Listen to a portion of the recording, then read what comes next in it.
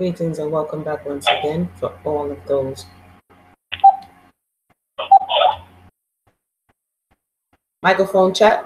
Greetings and welcome.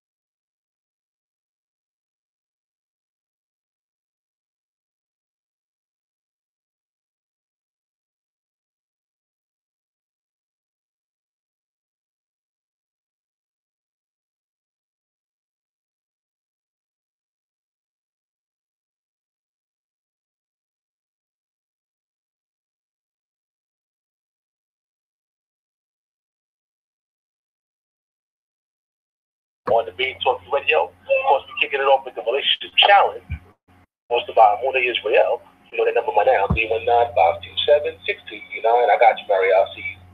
And today's show is entitled, When Leaders Fail the Flock. When Leaders Fail the Flock. Of course, you know, we're going to bring in the host of the show. Muna, welcome to the show. Thank you so much, Brother Sai. You know, you can't just be pushing me on stage like that. I'm over here like, what's going on? Oh, yeah. Thank you so much for the introduction, Brother Sal.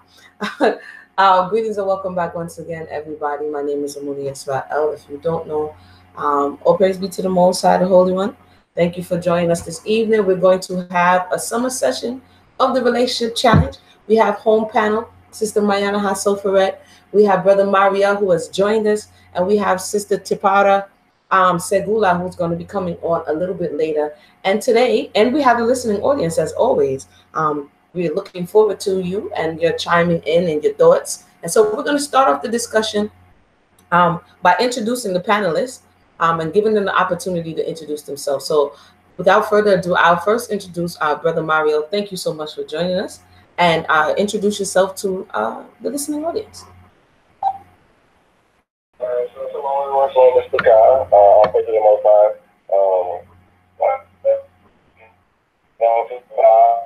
For allowing me to come to you as well, just for allowing me to come on to give my thoughts and my opinions and to the topic, the very topic I think that actually. Thank you so much. First, I'm also want to look at the thing as well. And my thoughts and views are not an attack to anybody or any leaders that are on that are out that are movement or whatsoever. You know, the shit is based off of my observation, what I've seen as long as I've been a Hebrew. So that's one of the things clear for everybody. Thank you so much. And I'm not sure when you're speaking, I'm hearing a little bit of Charlie Brown teacher activity, a little bit of feedback. So maybe you're walking around. I'm not sure, but I'll let you know as you're speaking if we can hear you clearly.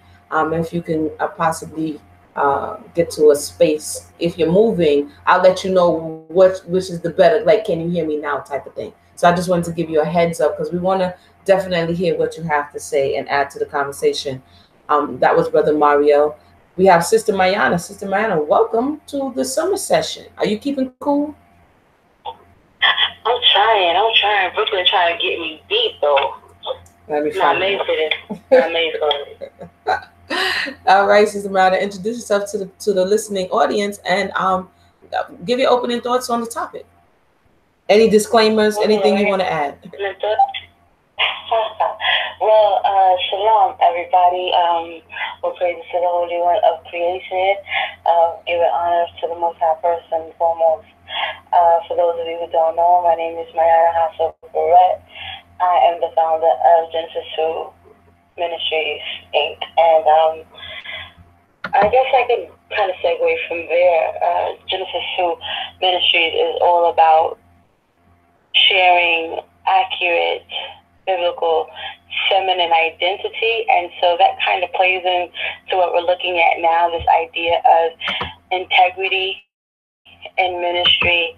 And the fact that historically, and it's not just something that you find in Israel, you find it in any place where the narrative is isolated in one space. There's a lot of pulpit activity, which has historically, let's see, how can I say this in a way that isn't too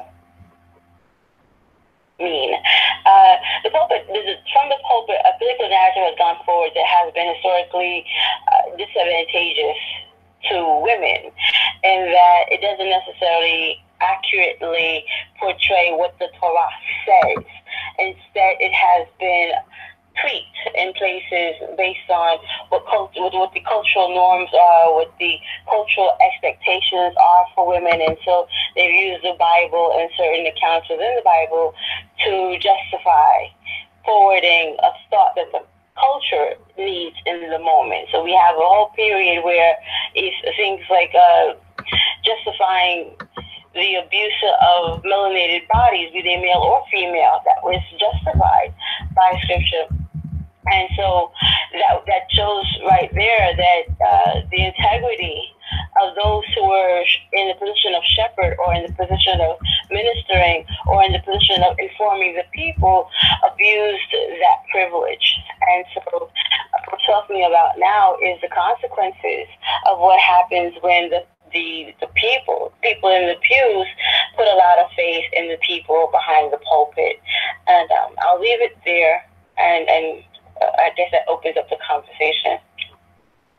Indeed it does. And for those who are watching us on the YouTube, welcome. I put my camera on just for a little bit because sometimes I make funny faces, I have to admit. And so shout out to those who are watching us under the palm. Shout out to those who are listening on Debate Talk for You, Blog Talk Radio. Sister Minor, you brought up some keywords, some buzzwords, right?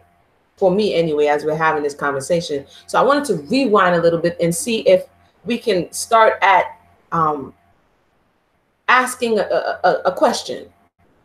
In your estimation, what is a leader? Before we could get to when the leaders fail the people, what is a leader? What qualifies someone to be a leader? What are those qualities? Is it a process? I'll start with Mario. Is it a process? Is it the individual standing up and saying, you know what, I like this. I think I'm a leader. Is it us knowing a lot of information, knowing a lot of script, knowing a lot of text, knowing a lot of precepts? Like what constitutes a leader? Mario, your thoughts? Okay. Well, my thoughts on, again, I heard you say that I was kind of doing a Charlie Brown teacher thing. Can you hear me? Yes, now I can hear you. You loud and clear now. You loud and clear now. Okay, I took this spot.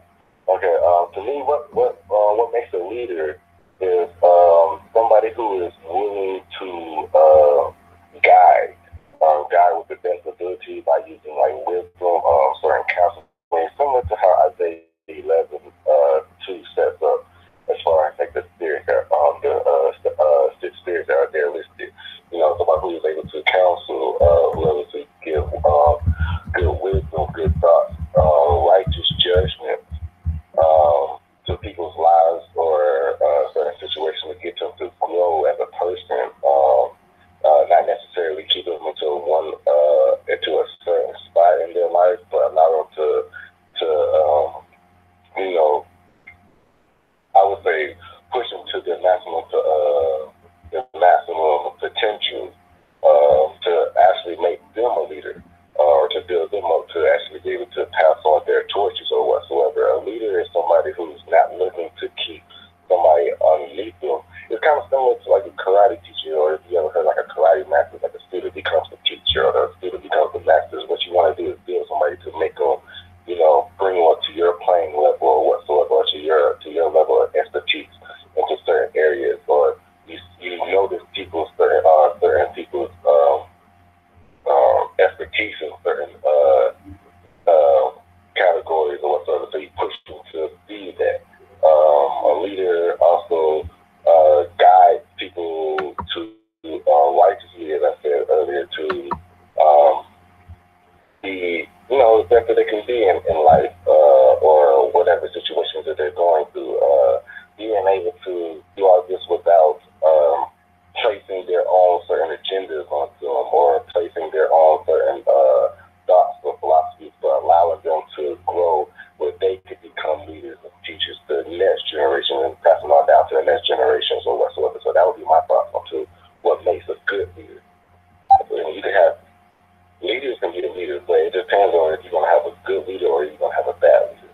Ah, see, you already went there. You went ahead, Brother Mariel. It's all good. You went ahead. You went ahead.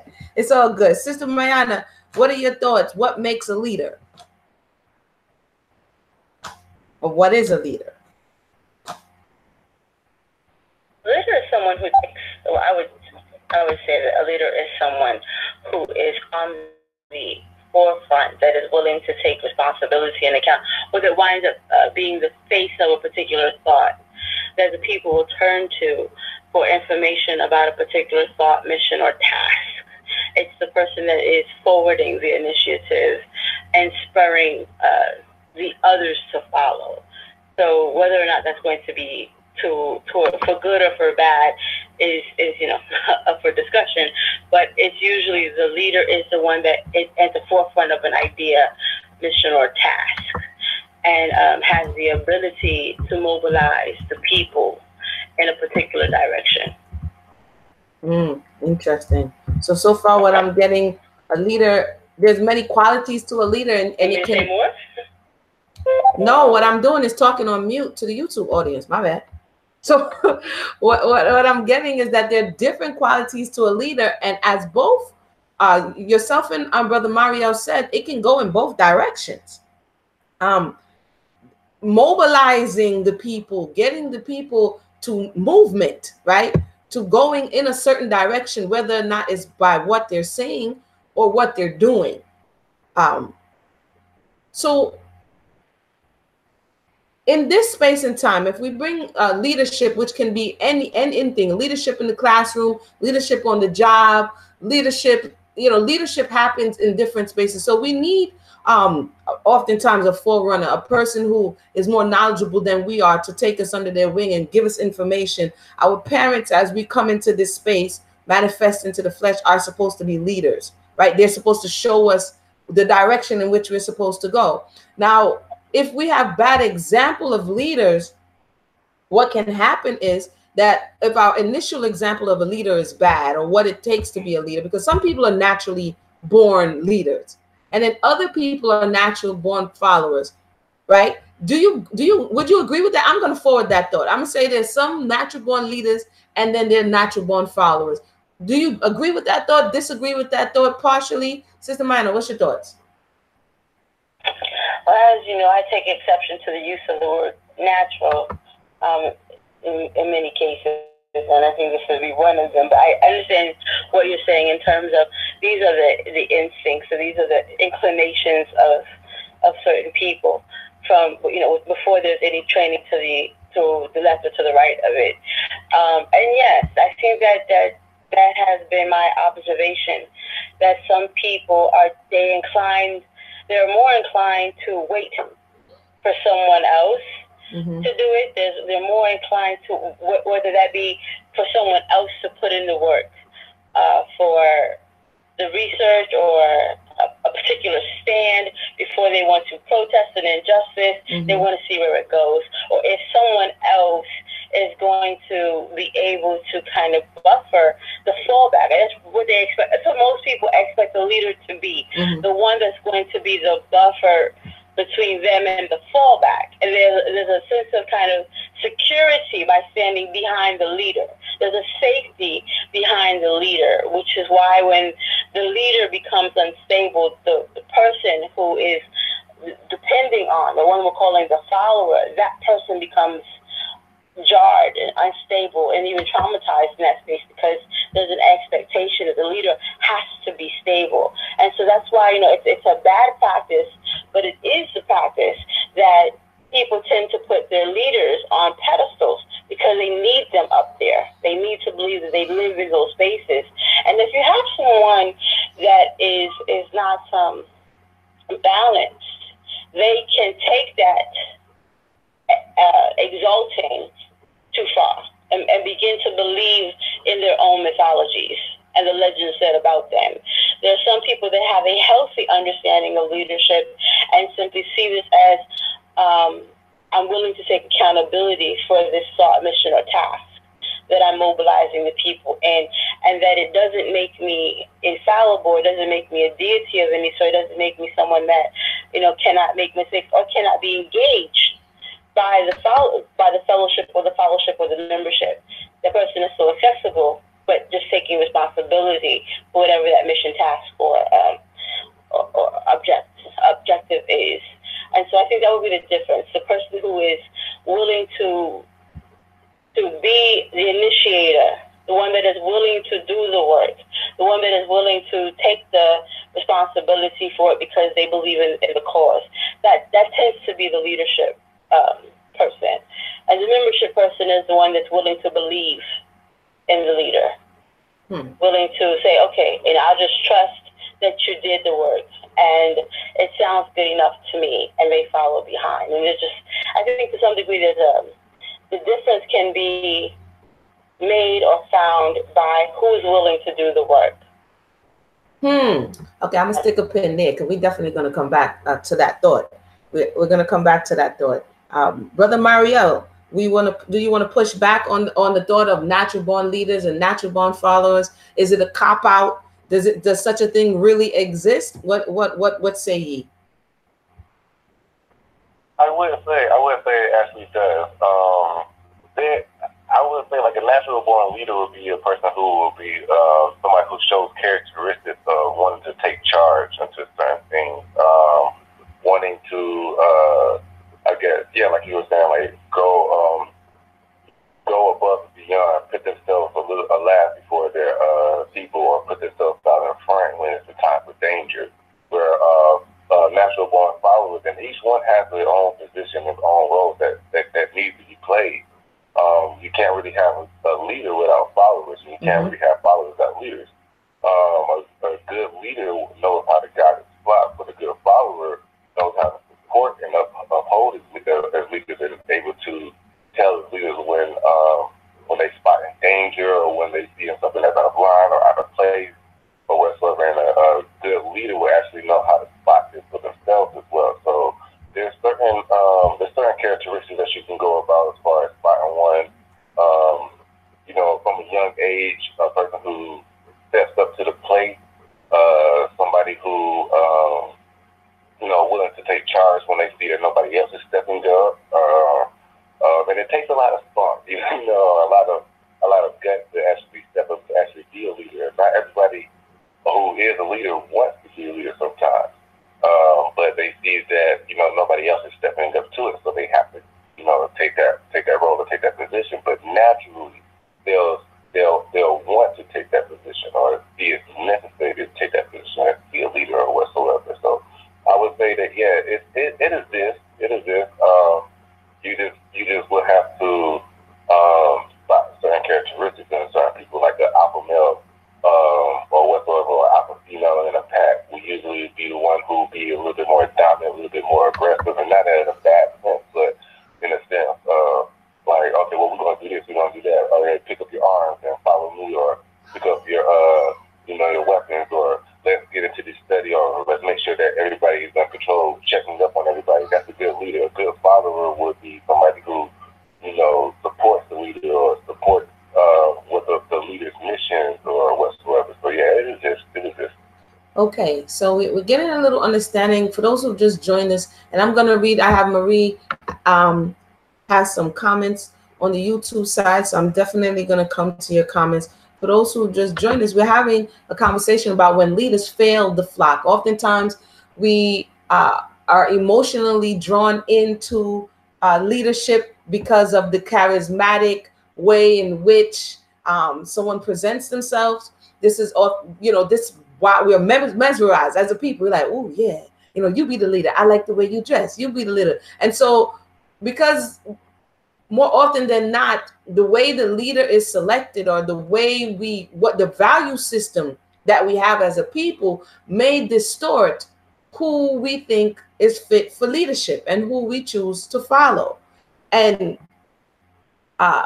because oftentimes we're coming from an injurious space, and someone may exhibit a quality that we don't have, is not necessarily a good leadership quality. It may just be something that, as our brother Mario, as well as Sister Martin was saying, it may just be something that the other individual is not willing to do. And we have this person in this particular space step up with courage to say, okay, I will take the charge.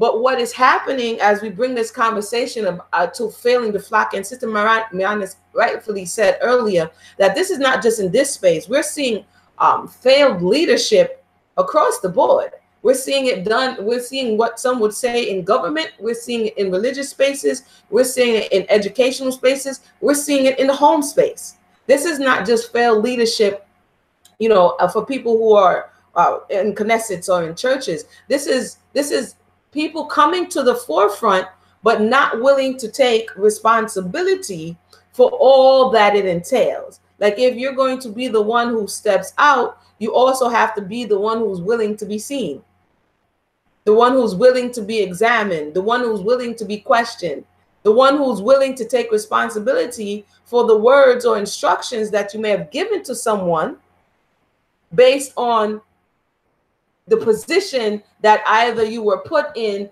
or that you put yourself in. Because the truth is, and we're going to get to this in a little later, a lot of the things that we're seeing in our immediate space, and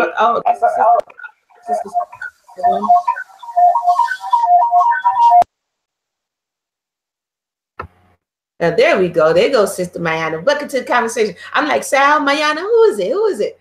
Okay, welcome to the conversation. Thanks for joining us on the other side. A lot of people who come in on this space of leadership, as we're hearing, some don't want the job, and others, for reasons beyond the security of the flock and actually leading the flock to the proper spaces, it's for the self.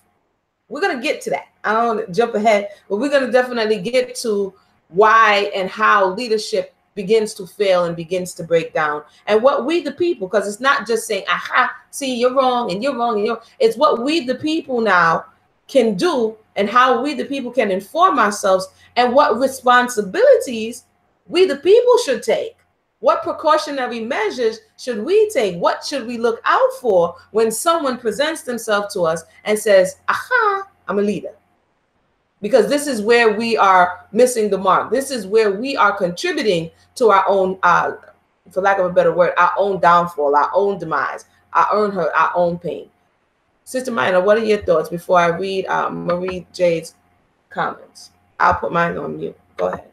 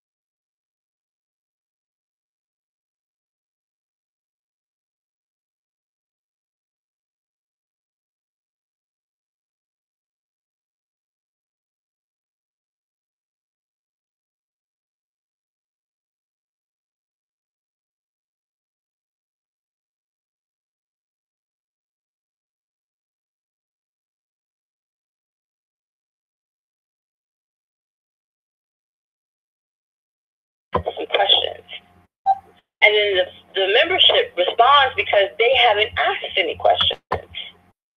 They were very much wrapped up in the performance of the leaders, and I say that about the Christian church a lot.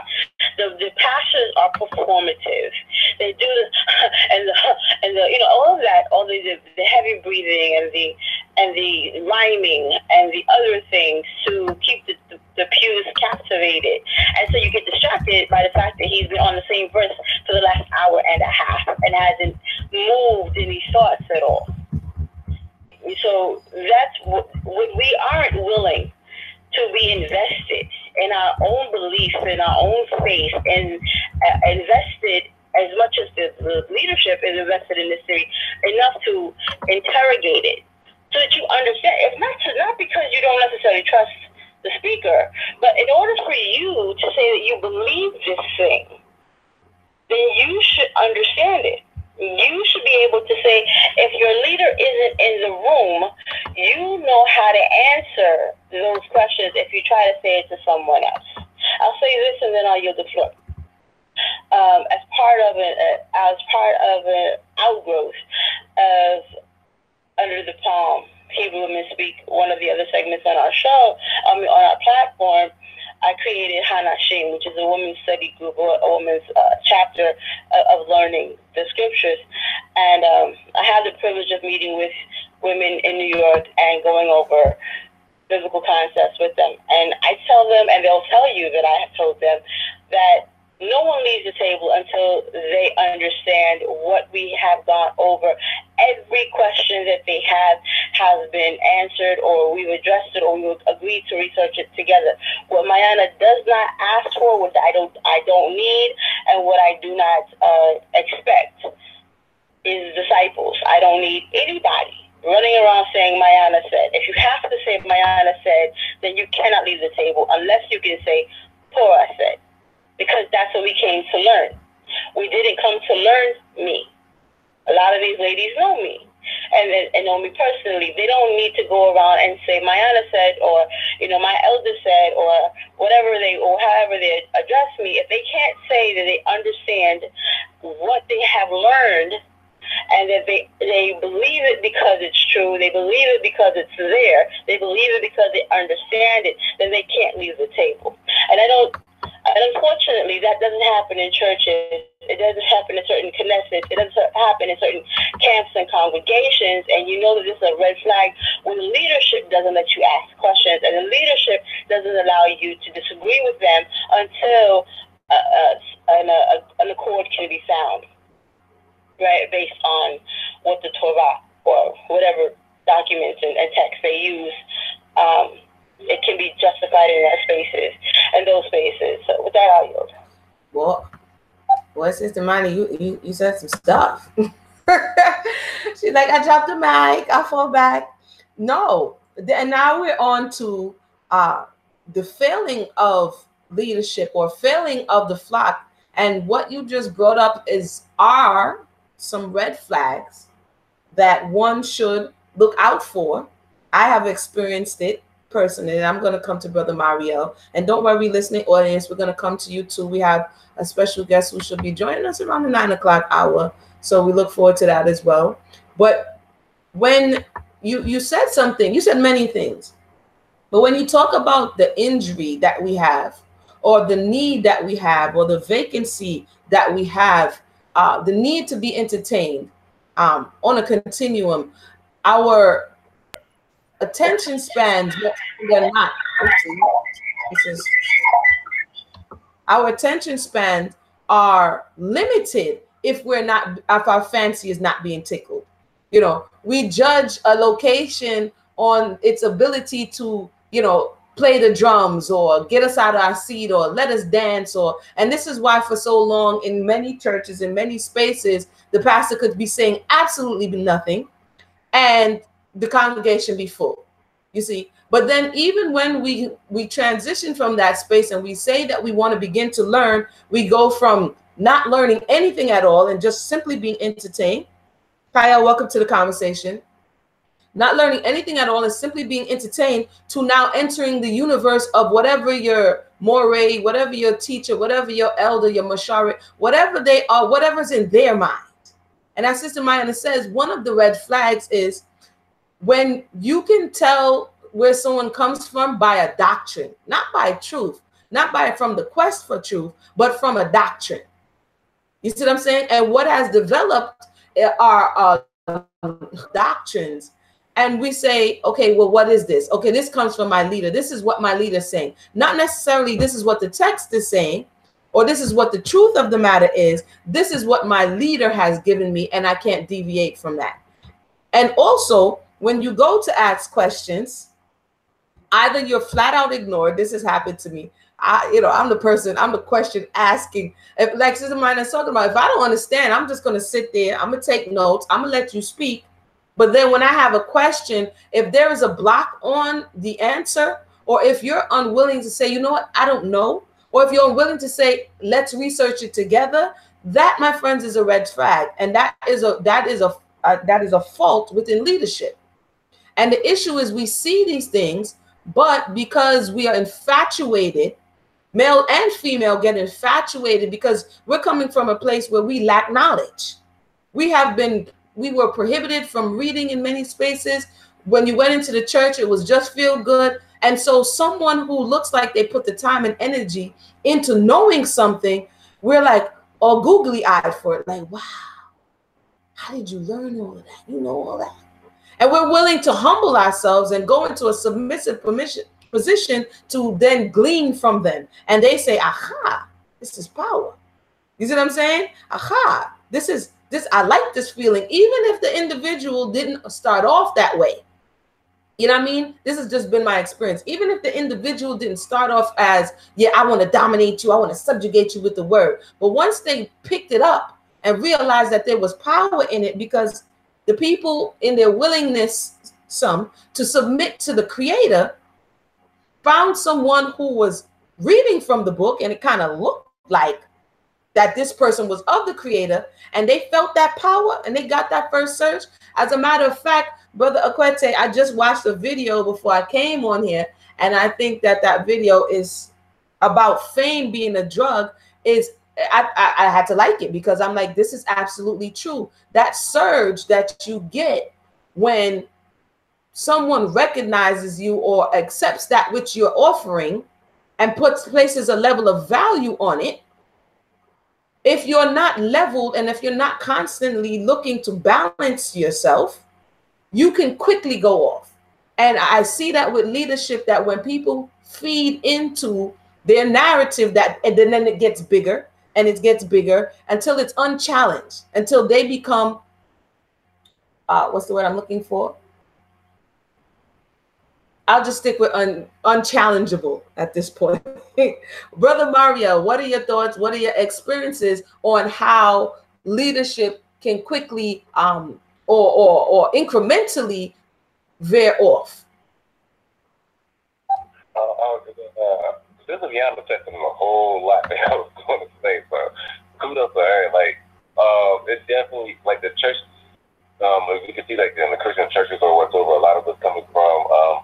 Like what we would say is considered a concert kind of. You know, you have charismatic. It come from a charismatic place, and we can also see that as well as in Israel, where we are attracted to that. We are definitely attracted to move to entertainment or whatsoever. That's what that we are attracted to, as well as like when we come out that space, and that's how I kind of came up out of it. I wanted to learn more. I took it upon myself to like, okay, well, yeah, that's all great and good as far as like, yeah, you got the dancing and music, okay, but I'm here to really mainly learn about scripture. So now I have a lot of questions, and then when they, come into a blockage of questions or whatsoever, I do want to throw up like what is another red flag when you start asking questions and then they start, instead of answering it, they throw up like red harmonies or strong mans or whatsoever, where they somewhat degrading you, saying that you're understanding or you're not understanding, or like you came across something and you want to ask them about it, and they're like, no, well that interpretation is wrong, or whatsoever, without giving you any type of rebuttal to this conversation, to this question that you have. So it comes out as far as like they degrade you to try to keep you underneath them or whatsoever, saying that you're unlearned or you need to study more or whatsoever. But I am studying, and I also see that. I also see that another thing is that they won't allow you to hold on accountable for a lot of things. Whether like, yeah, they might have a skill that might be wrong, or you might learn something that may not line up to what they're saying. So that's where it gets back to what you were saying, is like, my teacher said this, so therefore it's that. Instead of it just being from where, okay, well, I learned this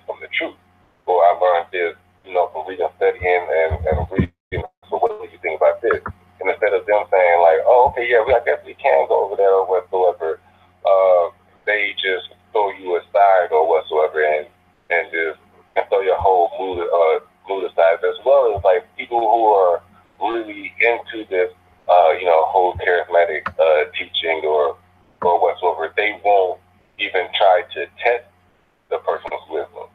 You know, and I see that that's an issue within a lot of leader followers. I would say they won't test their leaders' knowledge and see what their understanding, or even do backup research into what they're saying, or anything like that. That right there can cause a flaw within, you know, just our whole community as a whole. You know, where we're not testing their integrity or testing their understanding into a sense of, like, yeah, that, okay, I can see where they get that from, or yeah, I can see that that's where they are doing, or so that's I can see where they get that from or whatsoever. But you know, I like to ask a lot of questions. Like, that's one thing that, you know, how I test my leadership. If I'm able to ask a lot of questions and they actually able to answer, or they actually able to be honest about it, I can tell and get a leader from that as well. So I'm gonna deal with that. All right. That was the verse of Brother Mariel. I understand, and I agree. Testing leadership. We're gonna come back to that, and I was alluding to that earlier. That what qualifies, what constitute a leader, and what is the responsibility of those who are saying, I'm going to follow this individual. If you look in an election, the entire time the person is trying to convince you of why they are the right candidate for you to put your vote behind, for you to put, you know what I'm saying, put them in a position of leadership. This is technically how, or what one is doing. You are testing the individual, you're observing the individual to see whether or not they will be suitable for leadership. And the opposing side is doing the same. But in this space, more often than not, unless you're in an organized space, Knesset organization, where there's a whole process of how someone becomes a leader, a teacher, a moray, in the YouTuberverse, like the YouTuberverse, it kind of doesn't work like that. You know what I'm saying? You just pop up and you just start breaking down some stuff, you know, and then you start sending out whatever you do, and then you know, and then the person is like, one person says it, so then it must be true. And then we have this trickle down effect of people just repeating what they've heard and don't know exactly where it's coming from. And because in this space, and then we're going to come to the call and then back to Sister Mayana, in this space, a lot of people are disconnected from the people in real life. It is even more dangerous than it was when you actually interface with the person, when you may know their family or know their friends or know their spouses. In this space, you can become anyone you want to, right? And then what happens is, all you know of the individual is what you see, and then they suck you in from that space. And I've seen throughout Israel, awakening Israel, Jacob, where people then want to move from the virtual space into real-time space, and therein lies the problem. When you get into real-time space, not having been around that person except through DMs and you know, comment sections and all this stuff, and then you see a whole new world that you didn't expect, or phone calls, because people don't even phone call anymore. You see a whole new world, and that creates another host of problems. You see, and so these are things that why we're having this conversation is not just to point the finger on any one person, but we're having this conversation that to say that on both sides of the fence, we're doing things in a matter that's creating more contention, more issues, more problems. And if we put more safeguards in place in the beginning, and I'm talking from experience teaches wisdom. That's what they say where I come from, experience teaches wisdom. That if we put more safeguards in place from the beginning, and if we're willing to say, you know what, this is a red flag, not necessarily counting the person out because no one is perfect, but be willing to put it in your mind to observe the individual before we totally allow ourselves to be at their mercy or at their will for whatever it is they want to give us. Listen to your intuition. If something is off, and that's Brother Mario says, if something is off and you're beginning to ask questions and the teacher is irate and indifferent and short-tempered, mark that down. Because later on, if something happens, that's more than likely what you're going to receive from them. Short-tempered, indifference, dismissive. So it's another saying that says, take sleep and mark that. I know I keep giving you all these Caribbean sayings, right? It's like, take sleep and mark that. meaning that you're going to see, you see this thing in its small form, understand it's only going to get bigger. So don't ignore it, essentially. I'm going to go to the comment section before we go to the phone line. We have Marie Miller says they saw, speaking about leaders, they saw a lot of misinformation, had questions, researched, learned, and found themselves in a situation where people will come to them to help and guidance. I experienced this, so this is true. This is just someone looking to empower themselves, and then people say, oh, wow, I got questions about that, and the person disseminates the information. It would take off from there the responsibility of bringing true and correct information, the refusal to lead them with incorrect information, and pointing them in the right direction. Somebody's asking about healthcare. We'll have to come back to that, challenge that 115 at another time. A true leader also teaches an individual how to lead their own self. Hallelujah, hallelujah, hallelujah, hallelujah. Like stand up on your feet. A true leader, as she's saying, and I would have to agree, and this is Amuna speaking, a true leader does not want to disempower you. A true leader doesn't want you to be perpetually dependent upon them. For every question, the true leader is teaching you that you have to use this, which you have, to think. They're not going to try to block you in so that every minute you have to appeal to them because you don't know where to go from there. As Sister Mayana says, if you leave that table and the only thing you can say is, I believe it because Mayana said it, you're leaving you shouldn't be leaving the table. You should understand, and even if you don't understand, you should understand that you don't understand, and not try to then go and teach somebody or share some information that you have yet to digest. When we're getting information from people, it's food, it's spiritual food. Metaphysically, it's food. And so if you're not digesting that food, how then are you trying to share it with others? That then leads to confusion. Kyle says, Shalom, Vanessa. Kyle says, is doctrine more important than truth? Imagine all the leaders reevaluating the chart. No, you have thousands of people that have to be correct, and they get looked at different. We are in too deep. Quote, we're in too deep. And I would agree that some people have built themselves. I'm not, you said FYI, I'm not saying it's okay, just a question. No, I would say that doctrines are like these. To me, doctrines are where the proverb says, lean not on your own understanding. So doctrines for me is the individual not having all the pieces to the puzzle, and they're leaning on their own understanding. And so they're patching.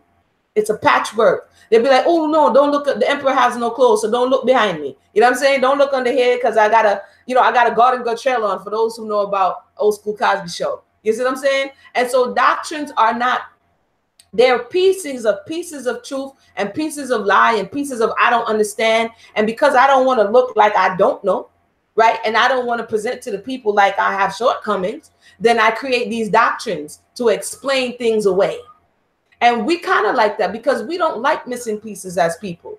Doctrines wouldn't stand if people weren't willing to believe and invest in false narratives and doctrines. If people were willing to say, you know what, I feel you on that, but I don't really understand that part, and I'm gonna go ahead and leave it there. It's like putting a puzzle together. And if you don't have the piece for the puzzle, just say you don't have the piece for the puzzle. Don't go around making stuff up. And that's kind of why we have these wild, crazy doctrines from east to west. But I'm gonna go to Brother Sal right now, and then we're gonna come back and check on Sister Mayana. Brother Sal, you said we have a call on the phone line.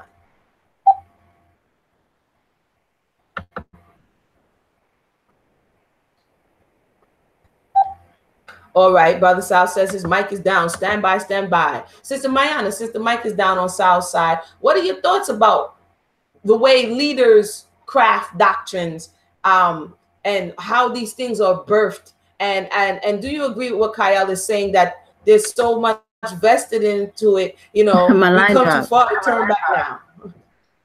Go ahead. Are you there?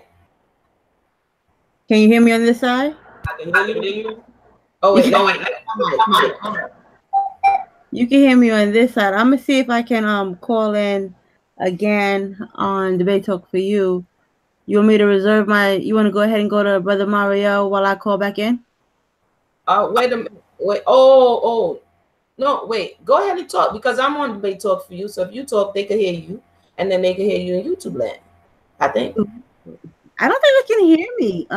Why don't you test? No, they can hear you because my phone is on speaker, so they can hear. through the speaker. Okay, that works too. Okay. Hook up. So what's good? Like you on the thing, and they can hear you through the speaker until it's all good. Go ahead, sis. Give me the question again. Mario, we're coming. Kyle was speaking about doctrines being more important than truth, and I put in there that leader. He's talking about being in too deep and how doctrines are formed. And my estimation is incomplete information, and oftentimes people want to act like they have the whole picture, and so they forward this theory. Really, doctrines sometimes are really these theories with missing pieces. So we're talking about how that contributes to leadership losing credibility and leadership failing because of not being honest, I guess, with themselves and with the people. What are your thoughts? Whenever I think about that, I hear the words of Jeremiah, and I hear the words of Ezekiel. Jeremiah, who tells us that the people in leadership say peace, peace when there is no peace. You said, I think it's in Jeremiah 8:11 and 6:4. I think 8:11 is it, and 6:14. But I have Ezekiel up actually. Ezekiel 13 and 10. It says, precisely, I'm reading from the ESV version actually. Precisely because they have misled my people, saying peace when there is no peace. And because when the people build a wall, these prophets smear it with whitewash. They say to those who smear it, no, it says, say to those who smear it with whitewash, it shall fail. There shall be a deluge of rain, and you, oh, great hailstones will fall, and a stormy wind will break out. And when the wall falls, it will not be said to you, where is the coating with which you smeared it? So basically, what we see Ezekiel adding on to it, Jeremiah repeats twice that I can think of, about the people in leadership saying peace, peace, where there is no peace. They're saying this, that the people in leadership are whitewashing that there's a weakness in the doctrine. There's a weakness in what's being said, instead of allowing the people to actually build on something that's solid, have something that really is. We talked before about what's a good defense, a strong boundary, strong walls, what actually works as an immune system in terms of a defense, because it's solid enough to build on. They're saying here that the leadership is whitewashing, so you don't see the cracks, you don't see the failings of certain things, and so you trust unwittingly. And what the Most High is saying to them is, you know what? You will go ahead and whitewash it. You'll make it look shiny. You make it look safe, but I will throw something against it. It'll be subjected to my wrath, the rain, the hailstone. It means you will be peer reviewed. So it's going to happen. Somebody is going to. No, but this is Ezekiel. This is not my own. Ezekiel saying it's going to get checked. Just because you whitewashed over the cracks and you told the people it was peace, something is going to come along and test it. Right. Whether it be the wind, either the stormy wind break out in my wrath, whether it be the deluge rain of my anger, and with great hailstones wrath make to a full end. It's going to be, you can't play with the Most High, and you cannot play with the Most High's people. And that's important to know. So when we are developing these doctrines, when we are believing these doctrines, understand that this is not about us. The Most High is saying, these are my words and these are my people, and please believe I'm behind. I see you. We're like bad children who don't think the daddy and mommy is gonna come home. That's right. And we have to stop doing that. And sometimes we like to hide behind this idea of no one can judge me but the Most High. And that's, to me, I think that is the most false doctrine. That's false doctrine. Number one, because I like to say, do you not remember that we have an entire book called what? Judges. So apparently we were judging plenty of people. We even have in Deuteronomy how to judge people. We have, whole texts and whole systems in place to judge. It's not the most. We're told to stone when certain things go down, set people on fire. We're doing these things. We are adjudicating based on the playbook that the Most High left behind that we understand to be Torah. And then we go and we keep one another in check. Well, one of the first things that we like to remember where Cain didn't understand the relationship, right, that he had with his brother, am my brother's keeper? Right? And then we find out that what's our favorite? New Jack City. Yes, am I my brother's keeper? Yeah, New Jack City. Right? You gotta learn, you have to learn the answer to that. And when we start to say, yes, I am, then the whitewash on false doctrine that falls off. The rain washes it away. And we can see the cracks in the wall. And we can hold the leadership accountable. Okay. And because our leadership, that's our brothers too, right? Those are our sisters too. Are we our brother and sisters keeper? Yes, I am. Sis, you're going in the wrong way. Don't do that. Don't say that. There are people behind you. And we have to just remember this is part of Sister Mayana, mind your business. Nobody could judge me. I mean, this is what we're going to get to. This thought that once Sister Mayana has said something well, what do you do when someone says, mind your business? You know what I'm saying? I don't know what you're talking about. You can't judge me. What do you do from there? Who's answering that? I'm asking you. You gave good counsel, and then I'm over here saying, well, mind your business. You can't judge me. What? Because this is what we're encountering. This is real time. You get all of this lovely, delicious counsel, right? And you have said a right thing, and then the individual is a scoffer. According to Torah, according to the wisdom saying, what do we do from there? Well, it says if you give good counsel to a wise man, he will heed it. If you give good counsel to a fool, he will scoff, right? So you don't waste you do what you do. Your job is to put it out there. Mm-hmm. But after that, you go and be healthy somewhere else. Right. And what we do is we can only plant seeds. The Most High gives the increase. That's true. And we say that I think we hear it repeated in the common era. But understand that's an agricultural analogy. Right. And it lets us understand our limitations as the created. Mm-hmm. All we can do is plant the seed. We have no control over nature. We have no control over whether or not the soil is going to nourish, the sun is going to shine, the rain is going to do. So all we can do is plant.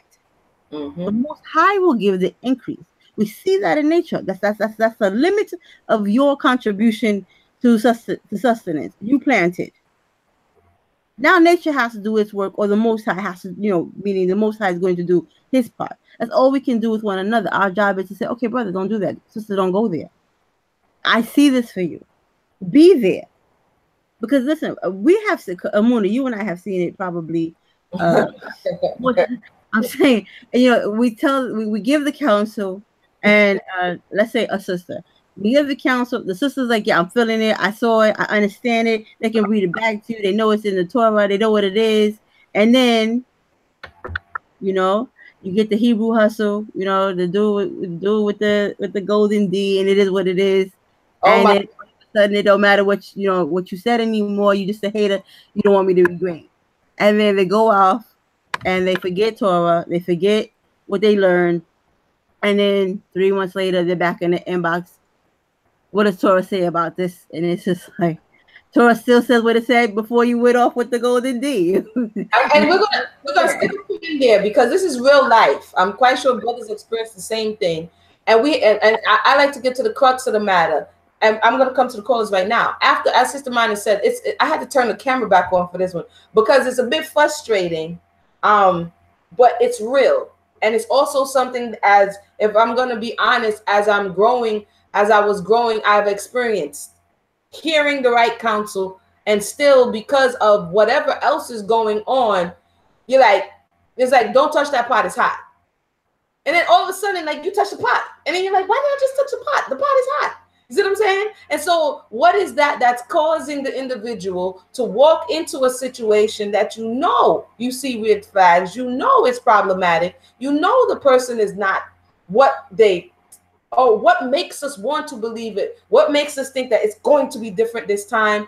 This leader is not going to fail me. That's the thought That's something for us to think about while we go to the callers. Brother Sal, I heard he's back into his house. Brother Sal, you could go to the first caller. Maria, hold tight. We're gonna come and check you out. All right, let's call it a buy for those who are the show. That's 319-527-6239. Feel free to call me that first number one. The badge for compensation. You can also send us an email at debatetalku@gmail.com. That's debatetalk4. And go to you at gmail.com. If you have any questions or comments, let's go to the phone line. Let's go to 321-443 live. 321-443. Can you hear us? Yes, I come on in and chime in. I've been listening to the channel and also in the call, what she's reading, the comments they're making is everybody's right on point. A leader has to be strong, not physically strong, but mentally. And when you're leading someone in the military and you show your weakness, you can have your troops going straight. So when you in the scriptures, it has to be the same way. That leader has to be strong, and he has to be willing to listen. Because if the leader's not willing to listen to his followers, because he might be stuck on they see that he doesn't see. Because like we know, nobody knows everything.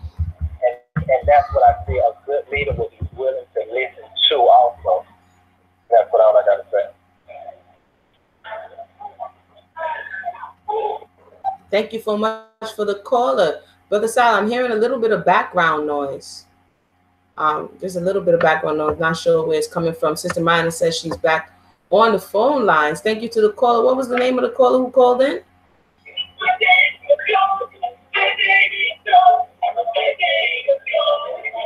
You still there? Somebody's listening to some excitable music. Oh, okay. I was pretty much done. Oh, no, I was saying what was the name of the caller if you wanted to share your name for call, and so we can thank you for calling in. I'll go back. I'm sorry, tap in this right here. Okay, thank you so much for calling in. Feel free to stay on the line and press 1 if you have any more questions or comments. Brother Sal, can we go to the next caller? Yeah, I've got some feedback too as well. So anybody mute your mics to the thing. Let's go to the next phone. So 561-441 live. Shalom, family. Can you hear me? Yes, we can hear you. Oh, okay. I'm sorry. As soon as you all call, my daughter is calling, and she got to pick up from work. Just give me a minute. I click over and let her know her daddy's coming. Hold on. No problem. All right. All right, we'll get back to that caller. We do have another phone right now. That's 203-940 July. 203. Hi, my name is Rowan. A couple of things. The first thing is that I like what the second speaker was saying in regards to making sure that people were educated in what they needed to understand before they left the room, so it wouldn't appear to be her doctrine versus the written doctrine. It's important that as people that believe in the Bible, whether you're Messianic or non-Messianic, that you at least understand Deuteronomy chapters 1 through 6 and also Exodus chapter 12. There's a reason why there is a specific level of appointment of leadership initially when you are brought into this world. For instance, your parents are a very important leadership. The firstborn of the house, very important leadership. Your grandparents, very important leadership. And then those people have people to answer to as well. The problem with what's going on in the world today is that there's not really much accountability for decisions and for comments and for how we hear issues in ministry overall. And I think that is something that we can work a little bit harder on to address. And part of the reason why it goes on that way is because if I don't have anybody that is able to correct me, if I'm the all-powerful one, who claims and believes in their heart that I am the one who sees from God and that's all that matters, then you can't prevent a lot of injury that is happening in ministry today. Agreed. Thank you so much, caller, for calling in. What's your name again? My name is Roland. Roland, thank you so much. I agree with the caller that the space where a lot of leaders find themselves in, and if you're on the phone lines and want your questions or comments or concerns to be heard, feel free to press 1. The space where they find themselves in, Sister Mariana, I spoke about, on the reality of how people perceive someone in leadership. Instead of, more often than not, stepping in front, and this is me speaking now, instead of stepping in front, they step above, right? So you go up on this podium. In Hebrew, it's called a bema. You go up on this high place so that the people can hear you, right? So when the person is elevated on this high place, this platform, this stage, this bema, there's something, in my estimation, spiritually that happens in the minds of the people who are observing them. This is why when you see icons and star makers and Hollywood, the person now becomes somewhat a demigod in the minds of the people, because they are elevated in their eyesight. This is the danger of stepping into certain spaces without being appointed, number 1, and without the humility, number 2, because individual will begin to think that because you're getting this adoration from the people, because you're getting this respect from the people, because you're getting this energy from the people, now you are like unto a god. And if we remember in the beginning what the Nakash or the serpent said to Kawa or Eve, he said, you shall become like God, knowing good and evil, is what he said. But this concept, when you look at humanity seeking or enjoying spaces where they're like unto the creator. This is where the Nakash the ego can take over the individual, and they feel as though they are the most high. And it's something that trips in the brain. You see what I'm saying? This is what the serpent said would happen, but he said it in regard to the tree of knowledge of good and evil. But it happens in these spaces where we feel empowered by taking, cajoling, manipulating, robbing the energy or power of others. And then we become puffed up within inside of ourselves. It's a very dangerous space to be in. And one that oftentimes, because of all of this fallout, it can be seen that it's not taken as seriously as it is. Moses, he took it seriously. And the very one time that he slipped and spoke out of turn and put himself in the same category as the creator, he got dealt with. And this is something that and he had fear of the creator. He had reverence of the creator. But this is how it can happen. This is how it can happen so quickly that we also have to be on guard, because the leader is in a very precarious situation. Let's just say that. It's not all that is cracked up to be, unless the individual thinks that they don't have to take any responsibility. They only want the good and not the bad. It's like procreation. Everybody, well, the most part, many people like the act, but many people don't like the outcome. You see what I'm saying? The baby that comes after it's a miss. Oh, what happened? How did you get here? As opposed to you going into this space knowing that this is the responsibility that's going to come from it. That's another topic. I'm gonna check on Brother Mario, and then we're gonna come back to the phone lines. Brother Mario, what are your thoughts on what you've heard this far? Okay, yeah, I went way ahead. I got several things I want to touch up. As far as like the indoctrine, and I know you brought that up a couple of questions ago about the indoctrine. I wanted to give my little touch up on the indoctrine. As far as like why do doctrines pop up like that? I see a lot of people who are big in Israel where they will prey on weakness. For instance, there are certain they're not trying to attack any certain doctrines that are outflowing out there. Don't want to cause any drama or anything like that. But for instance, like the Esau doctrine, we know that we have kind of a hatred just as a people right now for the Caucasian race. So we do play big onto to the Esau doctrine, trying to reel people in, as well as we want to be. A lot of people want play on to the whole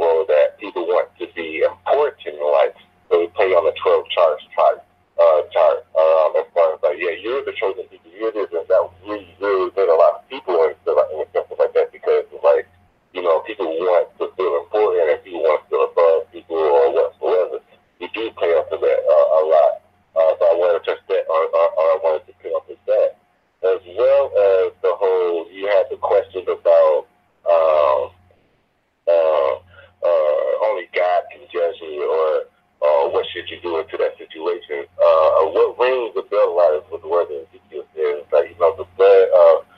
Make sure that you take the blood off of your own hands and stuff. But I mean, you tell the person, you have the obligation to tell somebody once, you know, and then if they don't listen to it, then you move on, because the blood is not on your hands anymore; it's on their hands now. But if you go off and you allow people to do whatever they want to, or you don't hold people accountable or anything like that, then and shout out to Roy. I know him personally. I did a whole lot. He came to Atlanta where I'm at, and we did a lot of building and stuff like that on that sense. But how he was talking about, like, trying to hold a leader to accountability or whatsoever, or nobody did a whole accountability. A community needs a lot of elders to be able to hold the leaders in charge. That's in charge. We need certain leaders to actually be able to step up and hold other people accountable, and as well as the spot being able to hold him accountable, because it should be like a trifecta. If you understand, like, the priesthood, the kingship, as well as the prophet, each one of them held each one of those statues, even though these are offices of authority. Each one of them held the other accountable. You know, the priest would usually hold the king accountable. The king would usually hold the citizens, which usually will pop up as a prophet or whatsoever, will hold them accountable, as well as the people will hold both of them accountable to what they're doing. So accountability plays a huge role in Israel that I see that we are lacking in this day and age, or whatsoever, as far as what we're dealing with Israel, which is the reason why a lot of doctrines do fly out. You know, or a lot of you know, false doctrine flies out, or whatsoever. I also want to touch as well as dealing with accountability or whatsoever, as far as when I was getting at, you know, a king being held accountable. We can go to the example of David. You know, David took it upon himself to go and sleep with Uriah's wife. You know, have him killed and whatsoever. So what did the Most High do? He sent an ordinary person named Nathaniel to him, gave him a little story, and David was like, "Oh no, that guy needs to be judged." Or you know, that guy needs to be judged. And Nathaniel was like, "Well, that guy is you." He's holding him accountable. So now David took it upon, and luckily David did that, or fortunately David did that, and held himself accountable as well when he's being exposed to it. And a lot of people don't know how to go about that. And that brings that to me brings up that, you know, Leviticus, where it says, you know, we rebuke it, you know, we're supposed to rebuke each other, but there's supposed to be a certain way of how we rebuke it, because, you know, it says that, you know, rebuke them, but do it in the sense of not in the hatred space or anything like that, but do it in the sense of compassion or whatsoever, because, you know, a lot of people don't like to be corrected. You know, that's a real touchy, you know, that's a spot to a wound. You know, a lot of people don't like to be corrected. So you want to go about very kindly of how you rebuke each other, or how you tell each other, like, you know, you're not supposed to be doing that, or what you're doing is wrong. If you come at it with a real dominant way or forceful way, they're not going to really take heed to that, or they're not going to really take heed, because they don't think that you're just attacking them or you're attacking their character. A good example of that is Deborah. Deborah, you know, she was placed in a certain stage where she was a judge or whatsoever, but there were certain people who came with authority that came to her for judgment. And the reason why they came to her for judgment is because how she used to tell people how they would be judged, or how she judged Israel. She judged Israel very humble, you know, and people was very open to that. You know, so we have to be mindful of the sense of how we go about holding people accountable, and how we handle certain situations, because that can either break or cause Israel to grow. You know, and we definitely need that, because I do see a lot of people that are not trying to allow Israel to grow, or not even on the sense of letting Israel go, because, you know, like, certain doctrines will be pushed out or whatsoever. They don't want to hear certain corrections, or they don't want to hear certain rebuttals or reviews to what they're pushing or anything like that. So with I'll continue to listen to more as well. And also, again, shout out to Ryan. That's my eye right there. I wanted to give it. I knew he was going to call in. Continue. All right. Thank you for that. That was the voice of Brother Mario. For those who just joined us, we're having a discussion when leaders fail the flock. We have 2 callers on the line. If you have any questions or comments, feel free to chime in. Press 1. We are supposed to be having another panelist join us, so we look forward to your call as well. If you are on the line, feel free to press 1. Brother Sal, you can bring in the next caller. All right, let's go back to the phone line. Let's go to 561-441. You're live.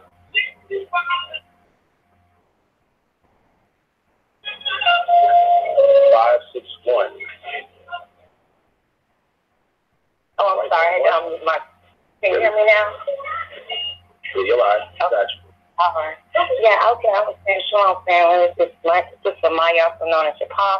I was just calling because, I know we have a lot of things going in the leadership right now in Israel. And a lot of things, concerns me and disturbs me because, when I'm looking at a leader that I support, and I've spoken, in the inbox with Shields on how I feel about this present situation that's going on in Israel. Because, I was a supporter of KHM, RBG. But, when I'm looking at a leader, I look for righteousness. I look for someone who does not, regardless of what mistakes you make, you don't continue to walk in Israel with big leads. The big leads has to be rendered, and you have to walk spiritually naked with your sin among all, because we all fall short. But nevertheless, when you see this stuff, it's wrong. A leadership finding within himself to love Father enough, to love himself enough, his family and other family of Israel enough to do the right thing, which is to humble themselves and do the righteous thing, especially when you know that we always put Torah first. And when you're disrespecting Torah and you have the viewing eyes of the public that's watching Israel, you can cause babes in the walk stumble that's not turn away from the truth and just say you are just no more of a big shenanigans than the Christians, and that hurts me. And a lot of things I'm seeing too is that you have a lot of people, it makes me even understand Judah's fight that much more, because I look forward to my crowd. I look forward to the men that sometimes come to the forefront and, call these leaders, pull them by the hem of his garment. With this present situation, it's got a sister looking like a side chick. And, we don't deal with side chicks in Israel. We deal with wives. And that hurts me, to publicly call someone a friend that you consummated a marriage with. No. I look for a leader to say, okay, I see things I went by. I see things that could affect people on this walk because I influence many. Some of these leaders have such an influence that they could just turn around one day and say they don't believe in the Messiah. And you have a whole mass of sheep that would just stop believing. I mean, that's great influence there. So with that great influence, too much is given, much is required. But you must, when you find yourself in these situations, my plea to him, as I'll make public on this thing, is, get your family. You got 2 wives, you got 2 families. Get them off Facebook. Go have a talk. Make it right.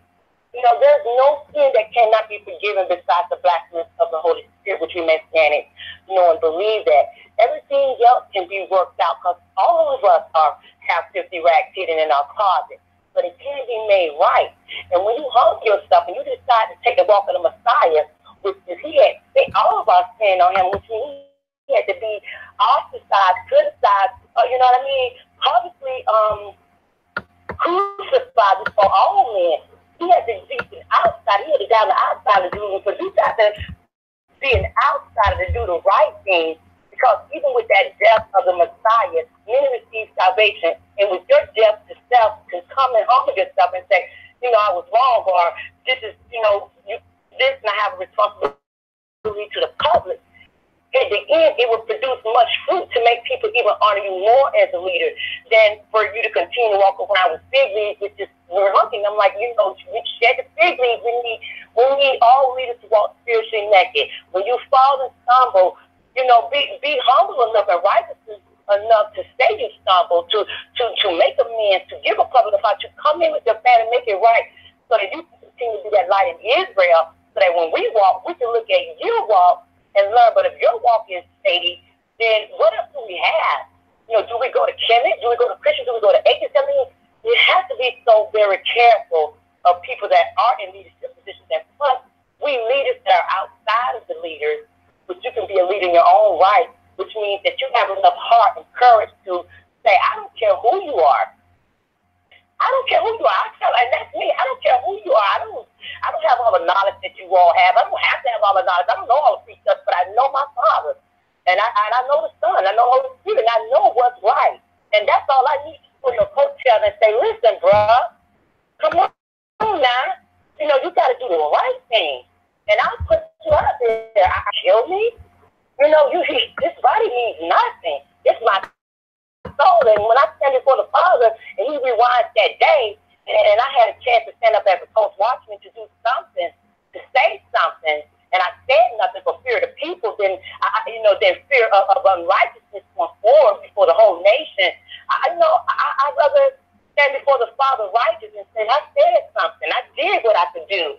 Because, you know, they have to be called on it. Because so many look up to them with emulating eyes. And sometimes what happens is the Father is envious because his glory, he shares his glory with no one. And sometimes men get wrapped up in that main vain glory that they can't even feel like they can humble themselves. But it is Father that is uncovering everything so that you can be humble before all men, so that you can be healed. And in your healing, you rend your fig leaves, give me permission to rend mine. And in that, we can all be healed. With that, I'll yield. I want to thank the caller for calling in and sharing your thoughts. There's some information that because we're on a platform that crosses all spaces and time, and there may be many people that are not aware of what you're talking about, and as well as many people who may not have the fullness of the information to actually contribute to what you're saying specifically about a certain situation that you're talking about. So what I can say from what you have brought forth is that yes, there needs to be a space and time for people and leaders to recognize, and as the buzzword all night is be responsible and have accountability for their place in not only just society but amongst the people, right? And that there, like you said, one word from a leader, and it can take, because the people are not sure about their own selves and their doctrine, one word from a leader can turn the whole body without explanation. I've seen this in other camps and other spaces, that one word from a leader can cause a mass falling away of people, not only from that specific congregation, but also from the Creator. And this is something that now, if we may, as we're having this conversation, we're going to go to the next caller, is that now we're talking not only about the leaders' shortcomings, but those who choose to listen to the leaders. Because if one word from the leader can make you fall away, then the question is, who are you following? Who are you in search of? Were you in search of the Creator? Were you in search of truth and righteousness? Or were you in search of a personality? Because if I'm not mistaken, the text says, cursed be the man who put his trust in man, right? If I'm not mistaken, that's Jeremiah. That if we put our trust in people and not the Creator, then every time that individual will fail us because we have made that person an idol in our life. And this is also an issue that has been and continues to be a problem amongst our people. If you want to go from the thing what happened with Eddie Long, the huge, big situation that happened over there, to questions about Creflo Dollar, to questions about people in the community, even of recent times. There's so many people, but what doesn't change? The leaders are going to change. What doesn't change is the way in which the people relate to these leaders, and how much trust you give them, how much adoration you give them, how much respect you give them, even above the power that you say you serve. That right there is not the leaders' problem, or not the leaders. It is the people. I'm trying to make sure I'm saying what I need to say as it relates to respecting and hearing what you said, but making it relatable for those who don't know what you're talking about, if you understand what I'm saying. And so when you talk about what we're saying about the power that the leader has, that is the person, that is the individual have to take stock. They have to take account, because it is the people who are giving the leader the power. I'll say that again. The people give the leader the power, because you say, I give you permission to speak on my behalf. I give you permission to do the research for me, and I accept it. I give you permission to prepare it for me, and I'll consume it. That's power. When you give someone that type of power, you have to understand, and also as a person, as a follower, be responsible for what comes as well as a result of it. And I know that may sound a bit radical, but there has to be responsibility taken on both ends. We'll come to the next caller that we have in the queue. If you have any questions or comments, feel free to press 1 at this time. Brother Sal, the next caller. All right, let's go to 904 990.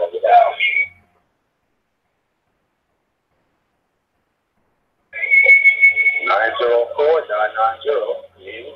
July 904.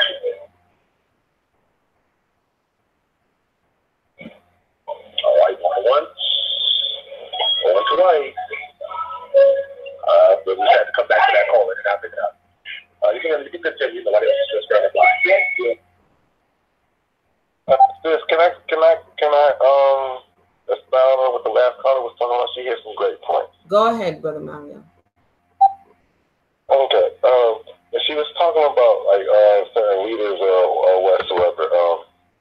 She made a good point, and I also wanted to kind of add on to that. A lot of leaders, or what I see, and just any like certain camps or whatsoever, I do see a sense of they're scared to lose leaders by telling the truth. I mean, I'm sorry, not leaders, but certain followers for telling certain truth. Like certain doctrines that people just don't want to hear, or they don't want to or they feel that people don't want to take heed to, or anything like that, because it's kind of conflicting or anything like that. They will refrain from even telling that, just so they won't lose followers. But I do see that can be also a red flag to a leadership, to a good leadership, and not willing to tell truth or tell that tough love type thing. Like we have to get that. We have to get into that mode of like telling it like it is, or how we would say let's keep it 100. Like we don't seem to be honest, or we don't seem to be 100 with everything that we're talking about. We kind of just push on the basis of what people want to hear, and we do know that's called sugarcoating. We shouldn't be sugarcoating a lot of things that we are trying to teach or trying to push or anything like that. We need to be straightforward with a lot of things. And yes, it might cut down some people, but then that's how you can actually tell the people who are actually, because it could be a good thing. It can separate, your wolves from your sheep. It can show the people who are actually just there to actually hear the word or hear the truth, or whatsoever, compared to people who just there for the entertainment.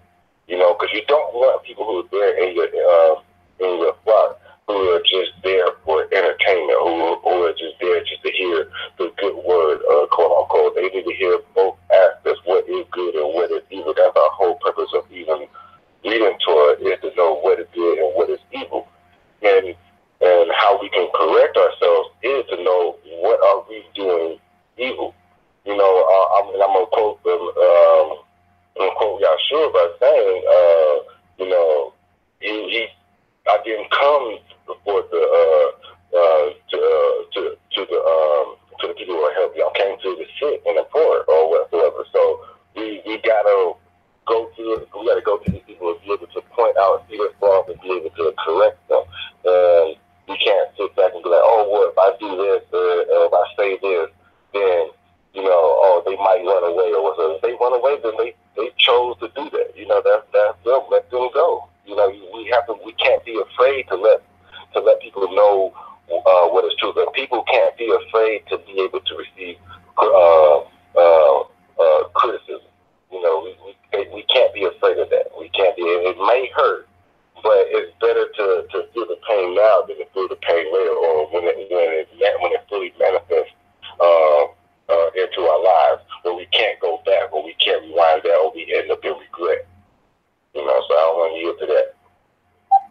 Thank you for that, boy. We be telling some hard truths here, don't you think, Sister Mahana? That's why we get serial thumbs down from time to time, because that we've been having discussions such as these that are not necessarily the tickle your fancy type of discussions for the last 3 seasons on Debate Talk for You about issues that are plaguing our community. And so we are having a special summer session here. But if you have missed any of those episodes, from child support to birth control to what about the children to the rape doctrine to adultery, I mean, you name it, we've spoken about it, because we understand exactly what Brother Mario just said. Either you're going to like us or you're not, but it's not going to be because you weren't, or we didn't have the hard discussions. What do you say? I'm going to check on Sister Mayana, then we're going to come to the caller. Sister Mayana, do you mince words? Are you afraid to have the hard discussion? Not at all. If I was afraid to have hard discussions, I'd probably have more followers, because people like to hear the good stuff. Everybody wants to be told the good word, and it'll be all right, and nobody can judge you.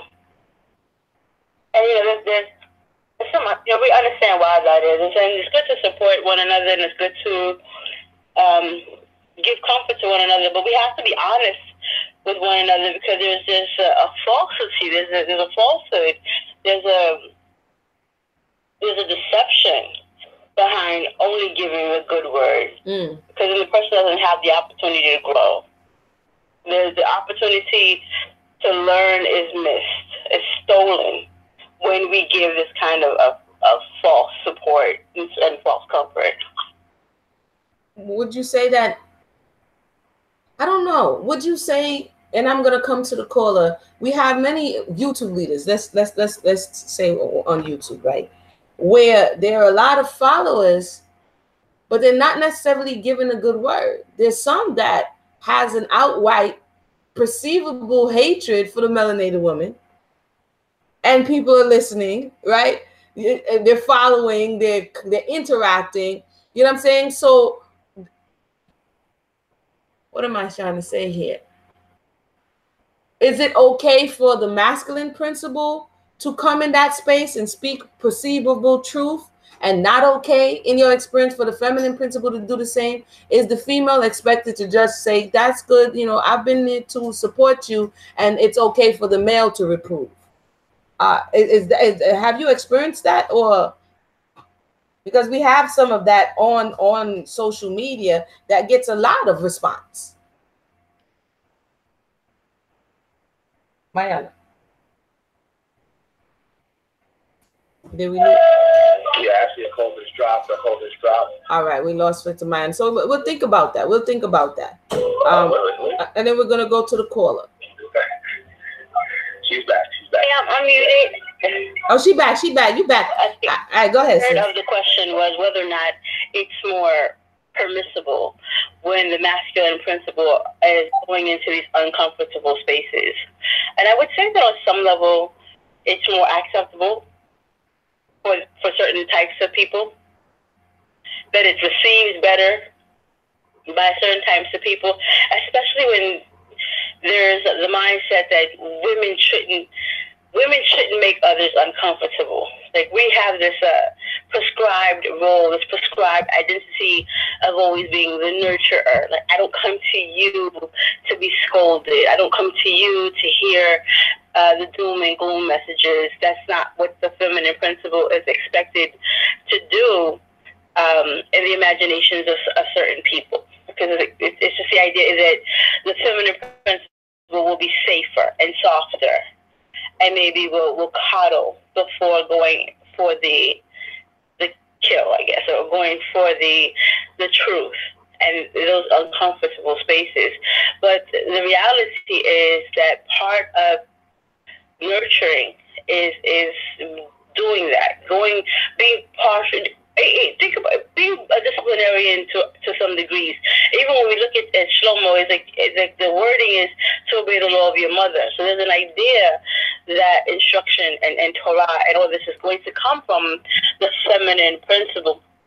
But we see that culture tells us that the mother is the one that kisses the boo-boo and puts a Band-Aid on it and threatens you with, don't wait until, wait until your father comes home. And so we expect some of the gruff to come from this more masculine spaces. There's also this idea that, and I liked a lot, and I really wanted to be able to build a little bit on what Mario said previously. A lot of the conversations that I have, because my ministry is for women, that I deal with the way that women get exploited.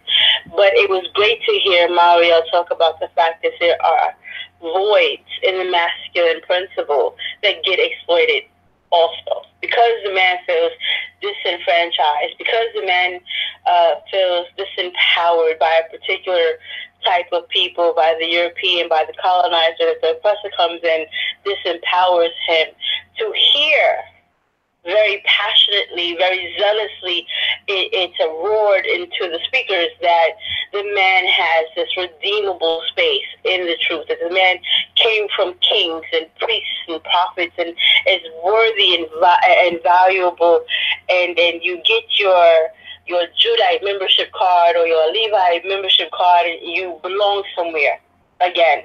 You're no longer a stolen and displaced people or with no land and no past that you can attach yourself to. And you feel, and don't forget, we're talking about people who in many cases feel disconnected from the continent, don't really know what the continent's all about. And so you give them this other identity and say it lives in some other space, and then that grows sometimes and overlaps sometimes. But in the beginning, when you really hear it on the streets, it's like here, and you kind of get your man card back.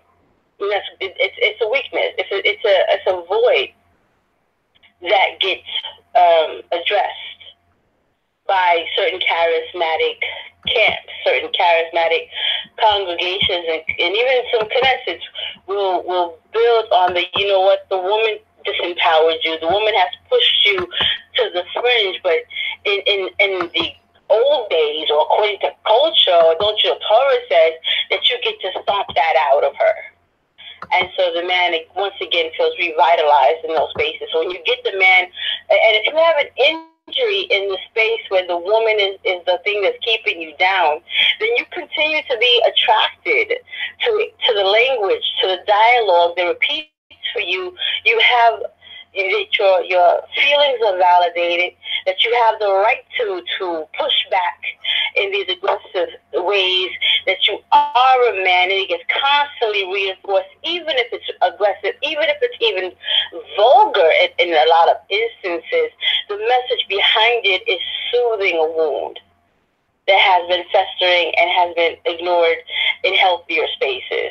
And so because the leader is getting what he needs from the follower, but be it attention, admiration, financial backing, likes, whatever the leader needs in terms of him feeling as if he's doing something, that's happening. And the follower is feeling that way as well. And then even in these spaces, we find women that are attracted to this simply because women are attracted to power. We'll be honest about that.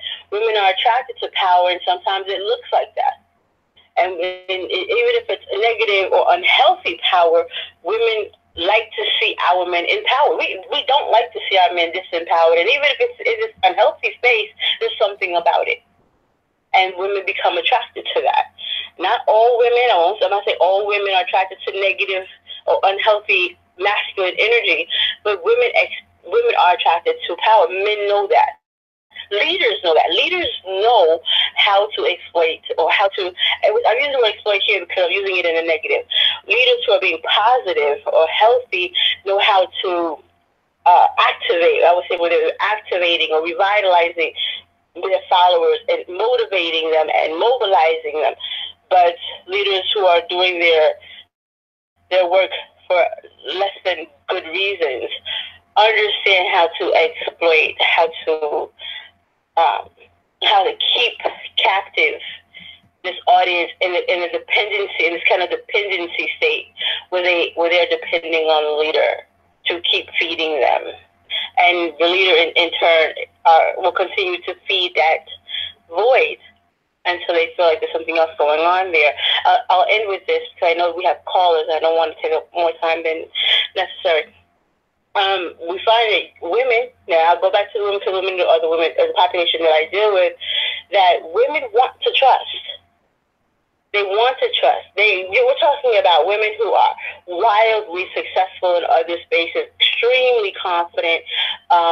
You would consider them outspoken, bold, brilliant in other spaces. But because women do still want to be desirable, we have an entire culture that tells melanated women that they're not desirable. So we're still seeking to be desirable. We're still seeking to be validated by our men because there has been some success in turning the men away from us, and yes, us away from seeing them in empowered states. And so if you have a charismatic leader that can spot that can see that the woman is trying to align herself with the Creator, that's another thing. Women become very invested in being validated spiritually. We know for a fact that all of the churches are filled with our sisters. The churches are living off of our sisters. And all the melanated sisters pulled out of Christianity tomorrow, Christianity would fall. And they know it. So women are still looking for spaces of validation in the spiritual spaces as well. And so the men know if they can put themselves in the position where the woman ties her spiritual salvation to the man, then the man becomes something that can control or manipulate or become that, it puts her in a sense of dependency, dependent on his approval, dependent on what he'll do next, dependent on him keeping his promises, depending on him being those things. And so this is why when leadership doesn't do what leadership says it's going to do, there's this huge kind of fall. It's a long drop. It's a long drop because the membership, the people that are following are on a type of high. They're on a type of high because they are literally being intoxicated by the leadership, because they themselves are not contributing to the narrative. They themselves are not contributing to the work. They're literally flying off of the charisma of the leader. And a lot of things, we see this happening. People who love Bill Clinton couldn't believe, didn't know what to do with it. Look at how, and we will reject it. I've seen people not be able to stomach or process that their leader is not perfect. Look at how in hip hop, how people responded to R. Kelly. R. Kelly being involved in underage women doing what, not R. Kelly. Don't say that about my favorite singer. I'm still going to buy his music. I don't care about it. See, and we do that. We make excuses for the people that we want to believe in. And that's something that we have to, like you said earlier, decide, are we in this for that person, or are we in this to get our relationship with the Creator? And that's something that all of us have to reconcile. With that, I'll yield. Thank you for that. Thank you for just joining us. For those who have just joined, that was the voice of Sister Mayana. We're coming to the 10 o'clock hour. We are talking about when leaders fail the flock, and we're not just, pointing the finger. We like to say these little jazzy, one finger at you, three fingers at me. I think Mario said it earlier, or caller said it earlier, that we don't like to be corrected. This is something that is in even children, a majority of children. And then it grows in us because the image that we make of ourselves, again, we create these images in our minds of who we are, and being wrong, it shows weakness. It exposes us, right? If someone sees it, someone's seeing us not in our best, not in our best form. We have industries that's built on covering what's the word I'm looking for here? Our shortcomings, right? We have makeup to cover our faces. We have prosthetic hair to cover whatever it is. We have all of these things to cover over us not being, quote, perfect. And so we struggle with this. And when you come into this space, I guess really after the leader does what the leader does, and I'll keep saying, those who are listening and subscribing to leadership, you have a responsibility.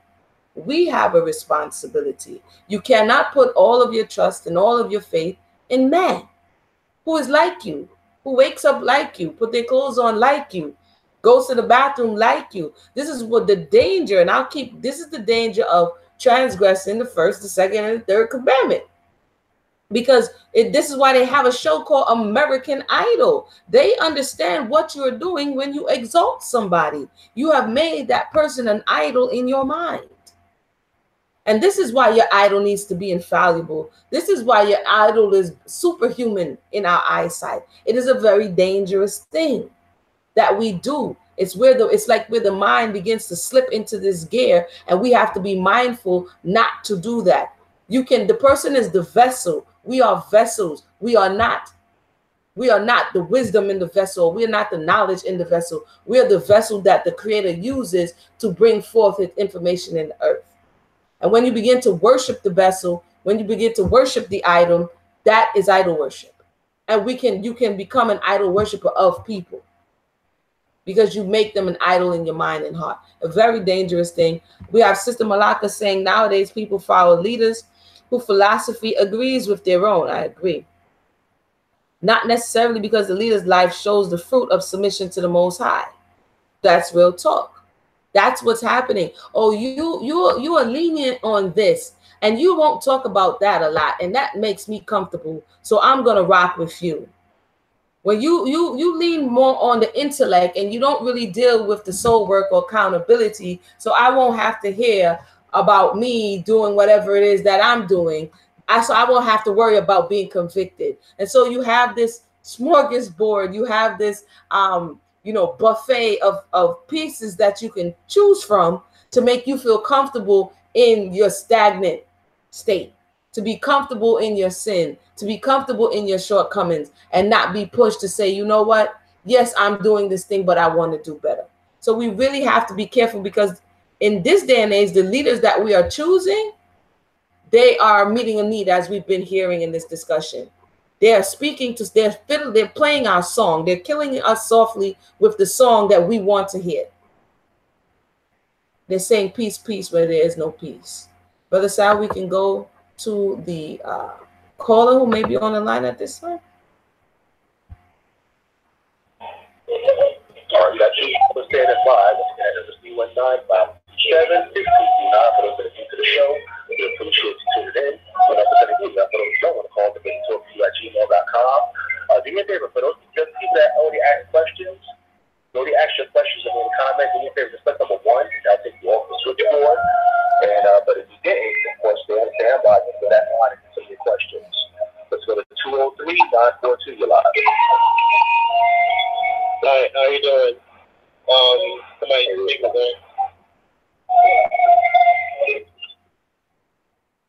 Okay. So we can, yes. All right. So touching back on what they were saying a little bit earlier in regards to the leadership's fault. One scripture that came to mind was, "You I shall punish because of the fact that you followed them, and I'll punish them for what they said." And that also goes back to Deuteronomy 18, with dealing with the prophet. But keep in mind that the whole entire thought process of the prophet is that the prophet has the words of Yah directly coming out of them. So when you're dealing with leadership, understand that the most times that's the first Yah that you'll ever see in your lifetime. Your parents teaching you the word as you're supposed to be taught the word is your first introduction to Yah himself.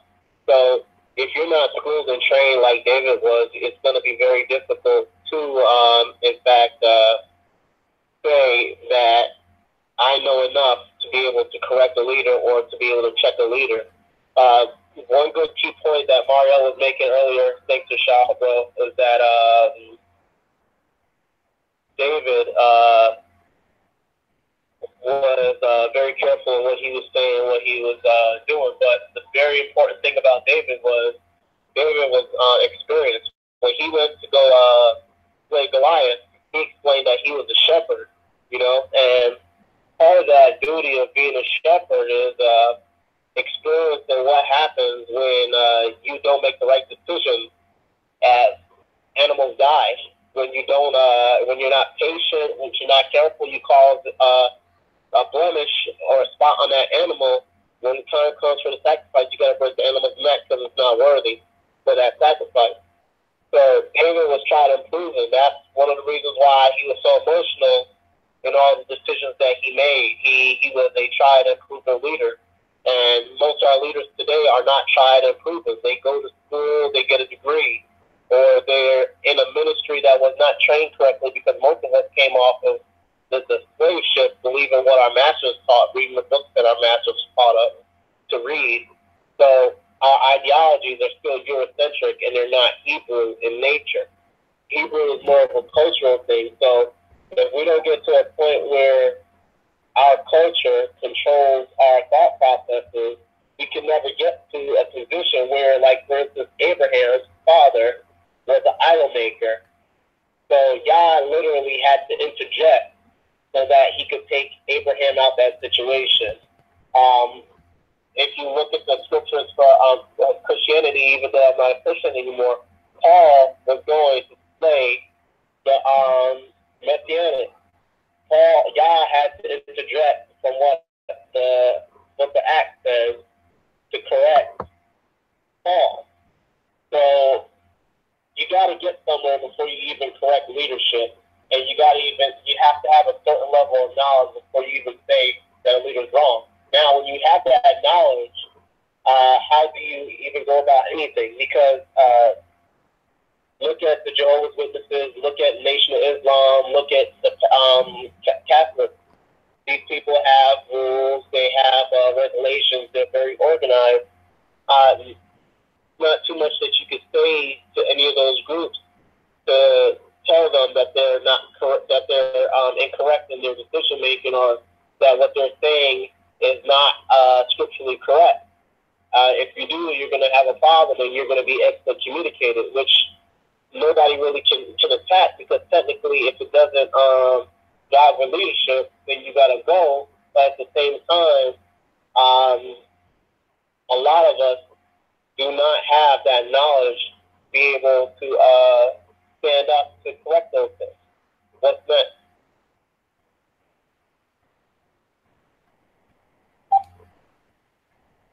Thank you for the call and your thoughts. There's so much to say, so I will. We're gonna come in. We're gonna discuss it, and then we're gonna come to the next caller. Sister Minor, what are your thoughts on what you heard the caller just share? I heard a lot of really important points, and there were some noteworthy references. Particularly, I want to look at the citation of Dawid during the time that he went to face Goliath, and it was interesting to hear him cite the fact that a shepherd has particular duties and over a flock and the like, and all of those things are true. But what we find when Dawid is facing Goliath, that it was not about his experiences or about him or what he could do or what he has done. Instead, he was outraged on behalf of the Creator. And that was one of this is the period of time when Dawid is spoken of as a man after the Most High's own heart. Because he wasn't about himself at that moment. Everything in that moment, everything about him was, who is this guy to say anything against our power? It was about the outrage and offense was on behalf of our power. And what we find is that now leadership is kind of resting on their own laurels. They're saying, I'm the best to ever do it. You need to get this from me. If you don't get it from me, you haven't really gotten it. You know, we talk about it all the time. We have all of these conversations, and people will come back on our platform and say, you know what, someone should have this conversation. And we're like, the conversation we're having right now. And it's just like, it's not done until someone else has it. And it's very interesting that you'll find that with the leadership. If you didn't get it from here, it's not the truth. And we have several camps all claiming that they are the ones with the only claim to the truth.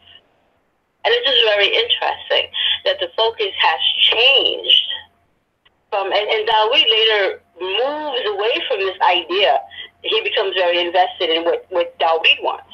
But we don't see that in this Dawid. And this Dawid is offended. The Dawid we see in 1 Samuel in the 17th chapter is he's offended on behalf of the Most High. And I wanted to see if I could pull that verse up, because I want you to hear it. That the outrage is so focused. And it's just like, who is this dude? How dare he? Does he know who our Elohim is? And that gets lost.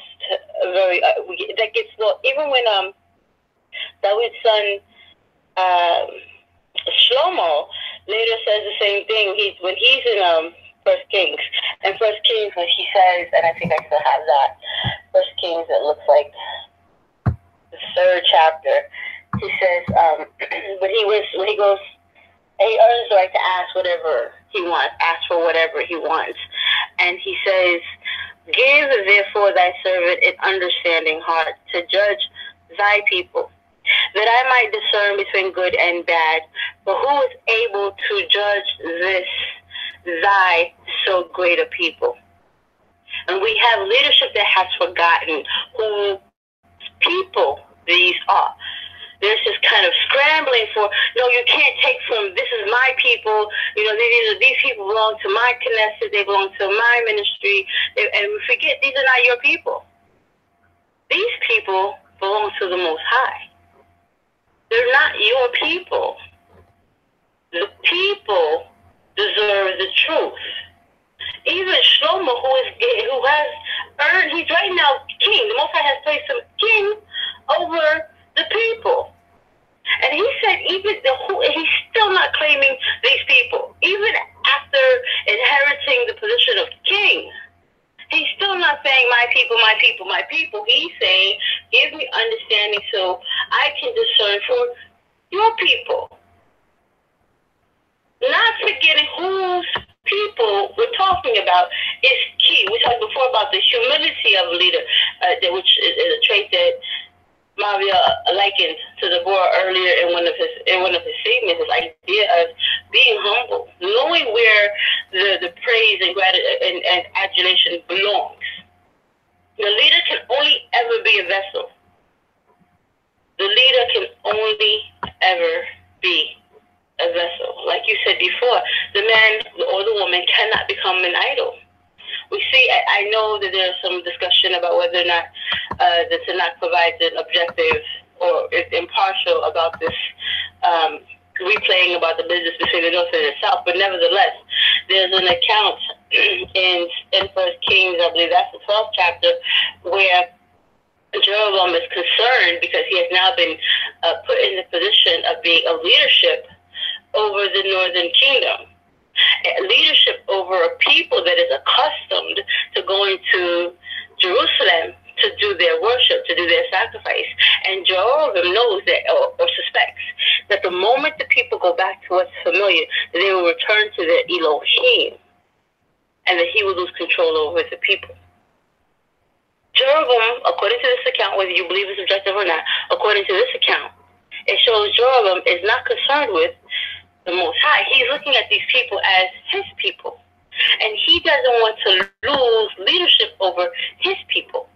So rather than letting them go to Jerusalem to worship our Elohim, he gives them something convenient. Listen, look over here. This is shiny. I'll make shiny idols over here. You don't have to go all the way over to Jerusalem. I don't want you getting caught up in what's going on over in the Davidic dynasty. Stay here, stay close, and I'll give you something shiny and convenient to look at. And that's what's happening. We have a lot of people saying, don't go anywhere else. And they give them lots of shiny things to distract them, to keep them from going back and worshiping our Elohim. Because we have become possessive of the numbers, possessive because now the people have translated into money, right? They're donating, they're supporting, they're giving contributions, and I can't lose that. And we have to be very careful about that kind of mindset. With that, I yield. Whoop, there it is. Whoop, there it is. Whoop, there it is. It's been a long day. I know as I get to the 10 o'clock hour, I can't promise. I can't promise. But whoop, there it is. I think Sister Mina just hit the jackpot. You know what I'm saying? Get your door prize at the door. This is what it's boiling down to right about now at this point, is what the people, not the souls, but what the people translate into in the mind of the leaders. Now, depending on what leader you have, you're going to translate into something different, right? It could be for the individual, it could be that, you know, the adulation, the adoration is more than the cassette for the money. So as long as you keep saying how fly and nice I am and tickle my fancy, then it'll be all good. For others, it's like leave your wallet before you know, drop it in the plate. You see what I'm saying? And so there are you have to, again, we went back to, and then we're going to go to the caller. Why are you attracted to a certain leader? Is it for truth? Is it to be entertained? Is it because you think they're so funny? Are you overlooking things that are red flags? You know what I'm saying? All of these things are important because we don't want to leave here with just like, oh, this was just a powwow session. What are you going to leave here with that's going to empower you in your day-to-day life? I'm not saying for everyone to just be, oh, no one can lead me, no one can talk to me. No, that's not what we're saying. We're saying to be more proactive about the things and the people and the places that you go and the people and the doctrines that you subscribe to, because they do real-time damage. I think we did a couple of shows ago, Doctrines of Demons, and I actually think it's actually on this, and we spoke about not only just in the community but in different spaces, doctrines that actually rob people. A lot of times leadership is saying, I'm here to help you, I'm here to cover you, I'm here to save your soul, right? At the same time, the fallout that happens, the hurt, the pain that comes after they fall off their pedestal or are ripped off the pedestal is destruction. Our families breaking apart and people losing their minds, and all of these things come as a result of failed leadership. And at the same time, the leadership will turn around and say, well, that was on you. I didn't tell you to do that. I didn't make you do that. You did that. And that adds what? Insult to injury, right? And so there's this continual trauma, injury, re-injury. And then we have people looking, as one of the callers said, that leadership is supposed to be reflecting the creator. And so you have people, because of bad leadership, now looking to blame the creator. Well, why did you let this happen? Why did you do this to me? All of this is just a circle, a continued circle of madness. And at some point, we, the people, have to take personal responsibility of the part we played, not of the part that the leader played, but of the part that we played. We're going to go to a caller on the line. At this point, we're going to check on Brother Sal. Brother Sal, do we have a call on the line? That's what 716-541 the line.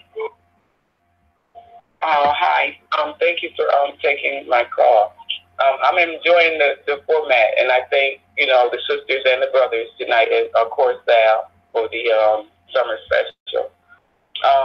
You guys were pretty spot on, and so was the caller when he said that it's better if you understand the word, you know what I mean, before you go and you try and point the finger and tell people what they need to be doing and what they should be doing. Because if you look at, you know what I mean, if you look at the church or the politicians or whatever, you know what I mean, it's all collective.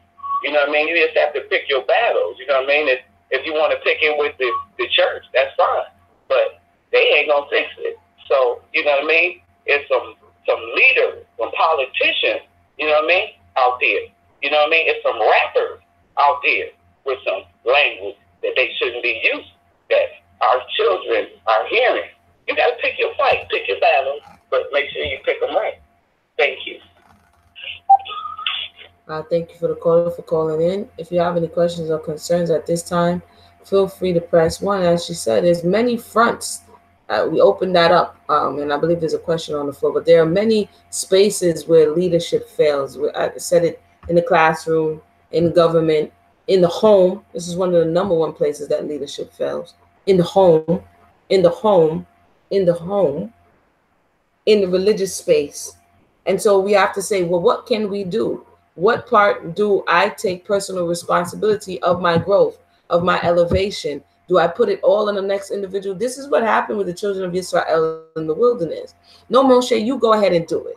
No, Moshe, I'll let you do it and come back and tell us. We're still in that mode.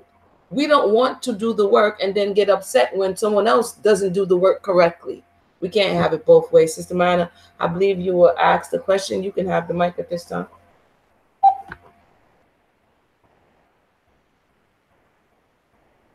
Okay, let me take myself off of mute and go back into our chat. We have a sister asking the question. Let me bring it back to the question. Everyone in the chat is like, wow, that's a good question. She asks, I have a question. So what does a person do when the leader knows he has to correct the person but is afraid to stand up and do it? Or the leader is cowardly? So I want to say this. Originally, when I read the question, I think I read it with a reverse understanding, but it looks here like she's saying, what does a person do when the leader knows he has to correct the person but is afraid to stand up and do it?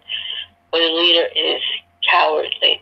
So I think this question is, what happens if you see that the leader isn't doing what they're supposed to do, and now, but there's still corrections to be made?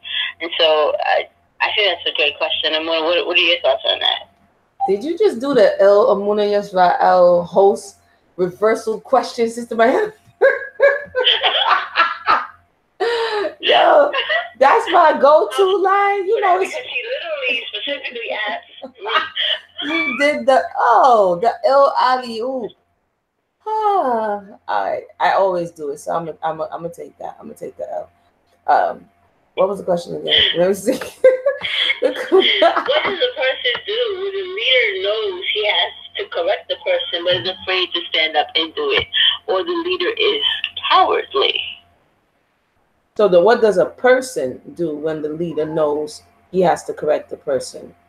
So the person, I would need clarity, because what does the spectator, the onlooker do when you know that the I'm gonna answer it that way, because that's what it reads like to me. What does the person do right when the leader isn't doing their job? Right. I think that's a good question. So what do we do when we see that we have leadership not standing up and doing their job, seeing all of these other things go wrong, and the leader is too cowardly to lead? That's a great question. Right. I think in that case, what we need is for the follower to take ownership of what they say they hold true. This is what we're talking about all along, is this idea of accountability.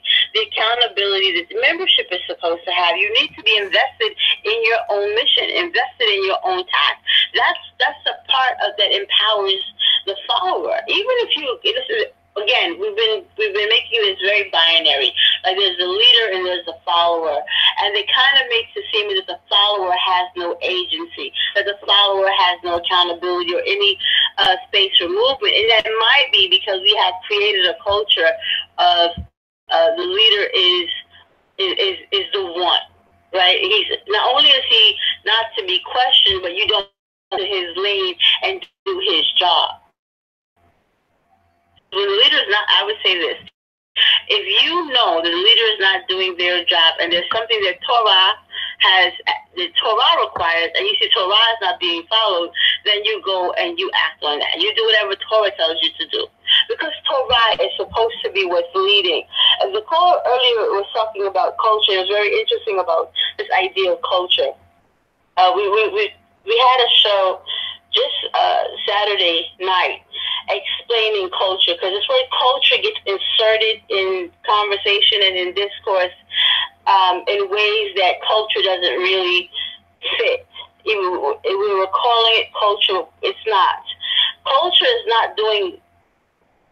isn't the thing that's doing it, or it shouldn't be. Torah is all the thing that's doing. Always. If we're going to fall back on anything, if we're going to refer to anything as what we need for instruction, it always has to be taught, because culture will change. Culture is unstable. Culture cannot be your reference point, because depending upon where you are, the culture will tell you something different. Torah is always going to be consistent. Torah is always going to be the thing that you go to.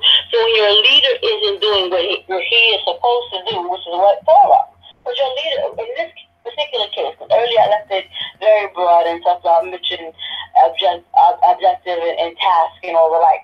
But if we're talking about what we as a nation are moving towards, then we are moving towards our reconciliation with our Creator, with the Elohim of Abraham, Yitzchak, and Yaakov. We're going back home.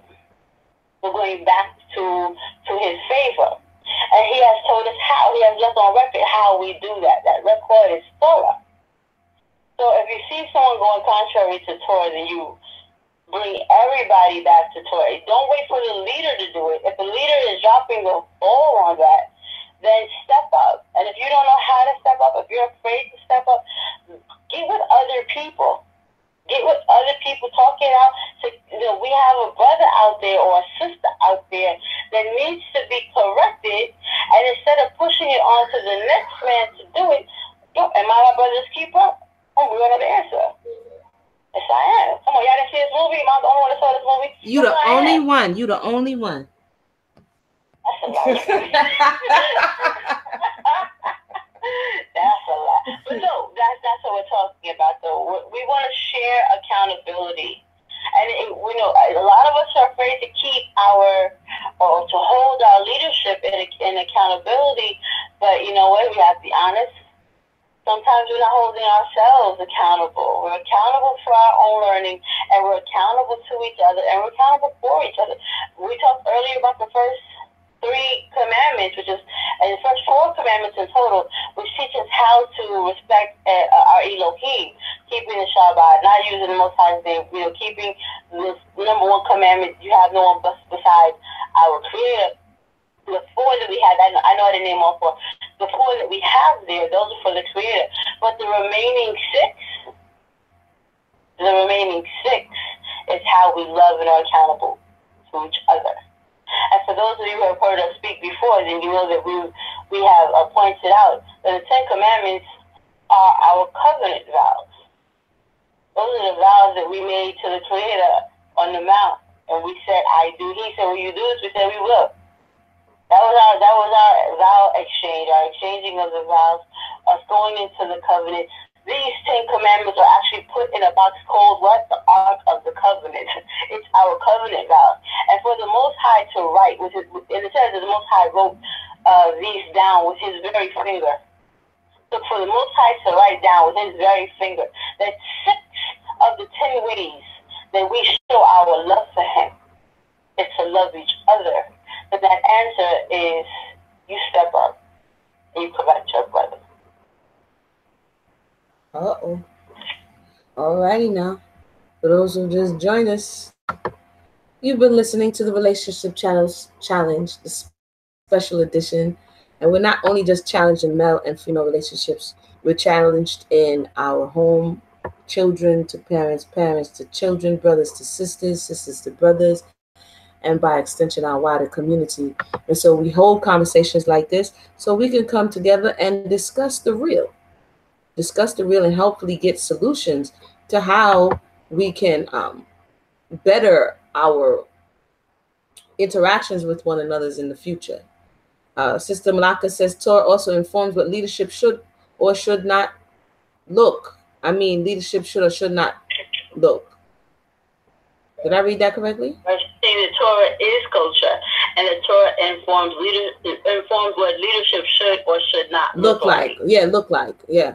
And that's true. We had that discussion, as Sister Mayana said, on this channel. You can hop over there and take a listen to the last discussion we had about things being passed off as culture, everything being blamed on culture. Our behaviors is dirty, we say, is culture. we do all of these things and we say it's culture, like that's not enough. If it's causing argument, if it's causing contention, if it's causing division, we have to reassess it, because even when it was done at the time that it was done, and it was not necessarily Torah, if it had the same effect, then doing the same thing over and over and expecting a different result is insanity, essentially.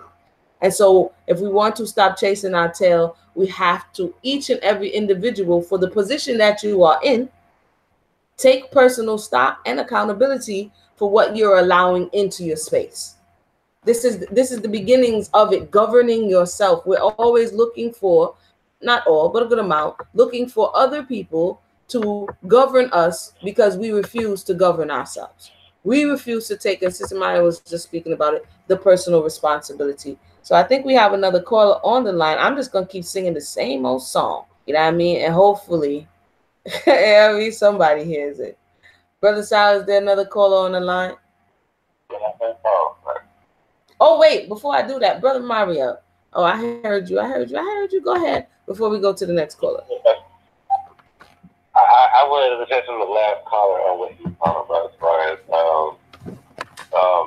knowing how to test your leader, or knowing the commandments to test your leader. What comes to mind though, and though there's a lot of people who actually play and misinterpret this, Isaiah 4:1, okay, where we do notice that there are 7 women that comes into one man, and what makes this man so interesting, so appealing to this one, to these women, is the fact that he's able to take away the reproach. And how do they know that he's able to take away the reproach? Is if you understand Numbers 30. Number 30 gives you a great explanation of what a man does, or as far as like a father or a husband, in order to retract or recall back a certain thing that's being done from his wife or from his daughter or whatsoever. This will play big onto the, of course, the wife or his daughter. But it also can play a role as far as with the followers towards the leader. Is if you want to know and want to get knowledge into the law, statutes, and commandments, or whatsoever, so you know that a man or a leader will be able to correct you if you're wrong. You would know, like, okay, well, this guy is very knowledgeable in the Torah, or this guy is very knowledgeable in the law, statutes, and commandments. So I know that I can trust him. If I get out of line or whatsoever, he will hold me accountable, or he will tell me what I did wrong, and he'll be able to reproach. That's what the whole idea of reproaching is to tell when somebody is or be able to tell you when you're out of line, or when you're breaking the commandment, to keep you back in line, or to steer you right back into the path that you need to be going, as far as being a path of righteousness. And I lost my other train of thought to that, but yeah, just pretty much. I like to, whenever I'm dealing with somebody who is new to truth, or especially like with women or whatsoever, to tell them before they even go looking for a husband, or before they even go, because I see a lot of men actually will pray unto women who don't know the scriptures too well, and they will pray unto them because they were able to insert their own doctrines, or they're able to insert their own philosophies or whatsoever, instead of just telling them what straight up is. Tell them, okay, well, you just listen to me and I got you, and stuff like that. But the men or the leadership or whoever is in that position don't really even know. So they have no idea that, okay, well, I'm doing this wrong or whatsoever, and this guy is teaching me, is not even correcting me. Or he's inserting his own doctrine, what I can be doing with, and he's telling me what I can't do. So we have to be very mindful as far as like how we go about choosing the person who we're going to follow. And I wanted to kind of touch on that before we go to the next caller. I'll lose that train of thought. All right, now it sounds like y'all on tonight, boy. Y'all are saying some things. Buyer beware. Buyer beware. It says, buy the truth and sell it not. And it is the responsibility of the person who is buying the truth Make sure it is the truth that you are buying into, because if you buy into a lie, you will have buyer's remorse. And when our world is turned upside down, and depending on how far, I've seen it. That's all I can say. I've seen it, and it's sad. It's sad. It angers you because of so many different things. Seeing to the degree, seeing what it has done to people, seeing how families end up. It's not good. It's low toll. Slow toll. We're going to go to the callers. This is a very, very important topic. I hope we're taking heed to what we're hearing. I hope that we are being brothers and sisters to one another. I hope at least we're pulling each other's coattail, giving that cautionary word, so that the person will at least call it to mind that, hey, I was instructed, I was told, I was warned. The Creator warns us. He even warns the other nations. Go and warn them. Go and tell them. Well, that's the love of the Most High, to warn us what shall befall them. Let them know. Perhaps they may bethink themselves and turn and go the other way. So when we see these things, we cannot stand idly by. And this is why we have been, thank you to Brother Sal for even opening his platform, to continue the work of raising the alarm, sounding the alarm, and letting it be known, be warned, that laying with the man does not make your husband, does not make him your wife. We did a show. That was I think, Sister Mine, is that the very first show we did? I think so. I believe it's the very first show we did. And we're like 50-something shows later. So you can understand how many false doctrines are circulating in the air. Laying with the woman does not make her your wife. If sex is not marriage, then what is? We speak about getting in right. What was the next one that we had some pushback on? And I'm just recapping for those who may not know what it is that we're doing here. Family consent. Interracial marriage, we got pushback on that. What about the one about the family? Should you consult your family before getting married? Yeah, should we consult the elders? We talked about that, and someone was like, "You mean I need to talk to somebody?" Yes. So that they have eyes that we cannot see. Nobody in my business. Right. I don't want anybody in my business. We spoke openly about knowing that two families are marrying. It's not just the individual. Do not isolate people just because they may not totally subscribe. Your family members, they can possibly see what you do not see. And you should take these counsel into consideration. Recently, we did When Sisters Ignore Counsel. You see what I'm saying? So we talk about all these things on the brother side. Should a man who does not have a livelihood, should he have a family? These are precautionary measures and precautionary conversations that can help us to peel away the layers of falsehood, peel away the layers of what is forwarded as culture, peel away the layers of misinformation to get to the crux of the matter, the truth of the matter. And we've always had these conversations on the Relationship Challenge with the masculine principle present. You hear Marielle on the line. You hear Brother Awar on the line. You hear Brother Kwete when he was coming through on the line. You hear all of the brothers and sisters. When sisters ignore callers. I'm going to go to the caller.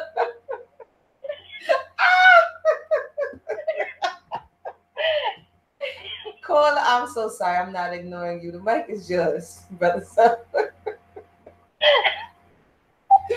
All right, let's go to the phone line. Let's go to 469-245. Shalom, shalom. It's Shika. Hey, shalom, Sister Shiko. How you doing? Hey. I'm doing well. In Corpus Christi, where the mosquitoes are out of control. But I've been listening, and they're having a conversation with people over the weekend about leadership and what that looks like. And we've actually talked about leadership a lot of times. I always bring it up because I think that our community, the Hebrew community and the Black community at large, has no idea about leadership. In every other community, in every other facet of life, even the organizations that we may work in, when something doesn't go right, everybody looks at the leader. Okay? And the reason why that is that while the leader has a flexibility of deciding how they make decisions, whether it's from bottom up or top down, they're the last person to make that decision. And so I think in our community, why it becomes different is that we're just happy that somebody is sticking their necks out. We're just happy that somebody is getting in front of us and saying the right things and progressing us in a way that we want to be progressed. However, when that happens, are we as critical of them as we need to be? So when they rise to the level where they're outside of our community, invisible outside of our community, that they already know how to take ownership of their faults and their attitudes or actions, you know? And so I think it's failure of the followers in our community as well as the leaders in not understanding what you should be looking for in a leader, and then in turn, how I need to be as a leader and how big the responsibility is. Because when I went through leadership training, it was everything's your fault. It doesn't matter what happened. The cafeteria food went bad, it's your fault. How come you didn't know, or how come you don't have a system to know when you need to order more food, or when food's been sitting too long? How come you didn't ask your cafeteria manager about that? And it's like, I'm supposed to be worried about food. I'm supposed to be worried about safety. I'm supposed to be worried about curriculum. I'm supposed to be worried, yes, you're supposed to be worried about all that. And if something doesn't happen on your watch, that's on you. Why? Because you have the authority, you have the influence, and you have the ability to steer multiple people in different directions. And so when we sit up here and we say, oh, well, you as a follower do have a responsibility, I agree with that. You have a responsibility of knowing what you should be looking for in a leader. However, the leader has to, if you're going to put yourself out there, has to take the responsibility when things go wrong and not make it excuses. And excuses are just reasons for bad behavior. That's all it is.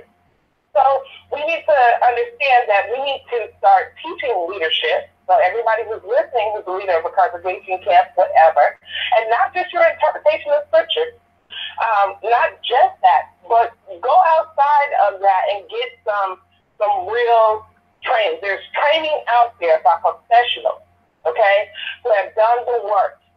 It's okay to supplement in this area because, unfortunately, our community is not raised up, raising our boys and our girls up to be leaders. And so the sooner that we can get to that, the sooner we can start training congregations and people in the community, then we can know what to expect, and we can know what to expect if we choose to get out there. And then you are sticking your neck out as a leader. It's a very difficult place to be, and it's very hard to get up on platforms, to stage, and all these things that leaders have to do in our community. It's very difficult. So, but you need to go in with your eyes wide open and not just be puffed up by people cheering you along. So that's all I want to say. Thank you. Thank you so much for that, Sister Sheikah, and thank you for being so patient while you press 1. My apologies for my delay to the phone lines. But I'd be training, like she said, know all of what is involved. You know what I'm saying? Don't believe the hype. You are playing with people's lives. You have your hand in people's lives. Their real lives with their governments and their whatever it is they do because the leader said in the name of the Most High X, Y, and Z. You see what I'm saying? It's real serious. And in the aftermath, if you're not there, in the aftermath, if the individual, you put the onus back on the individual, the Creator will revisit for these type of things. You know what I'm saying? The Creator will revisit people who are misleading the flock. It's written. So we have to be very, very careful. Brother Sal, I believe we have another caller. Let's go to the phone line, 724-518 July.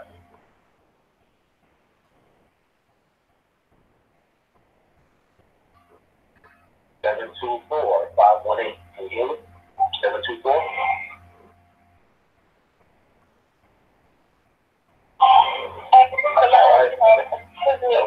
I'm sorry. I didn't hear the first part of the number, even though you were talking to me. But I'm here now. Shalom, Sister Malaka, how you doing?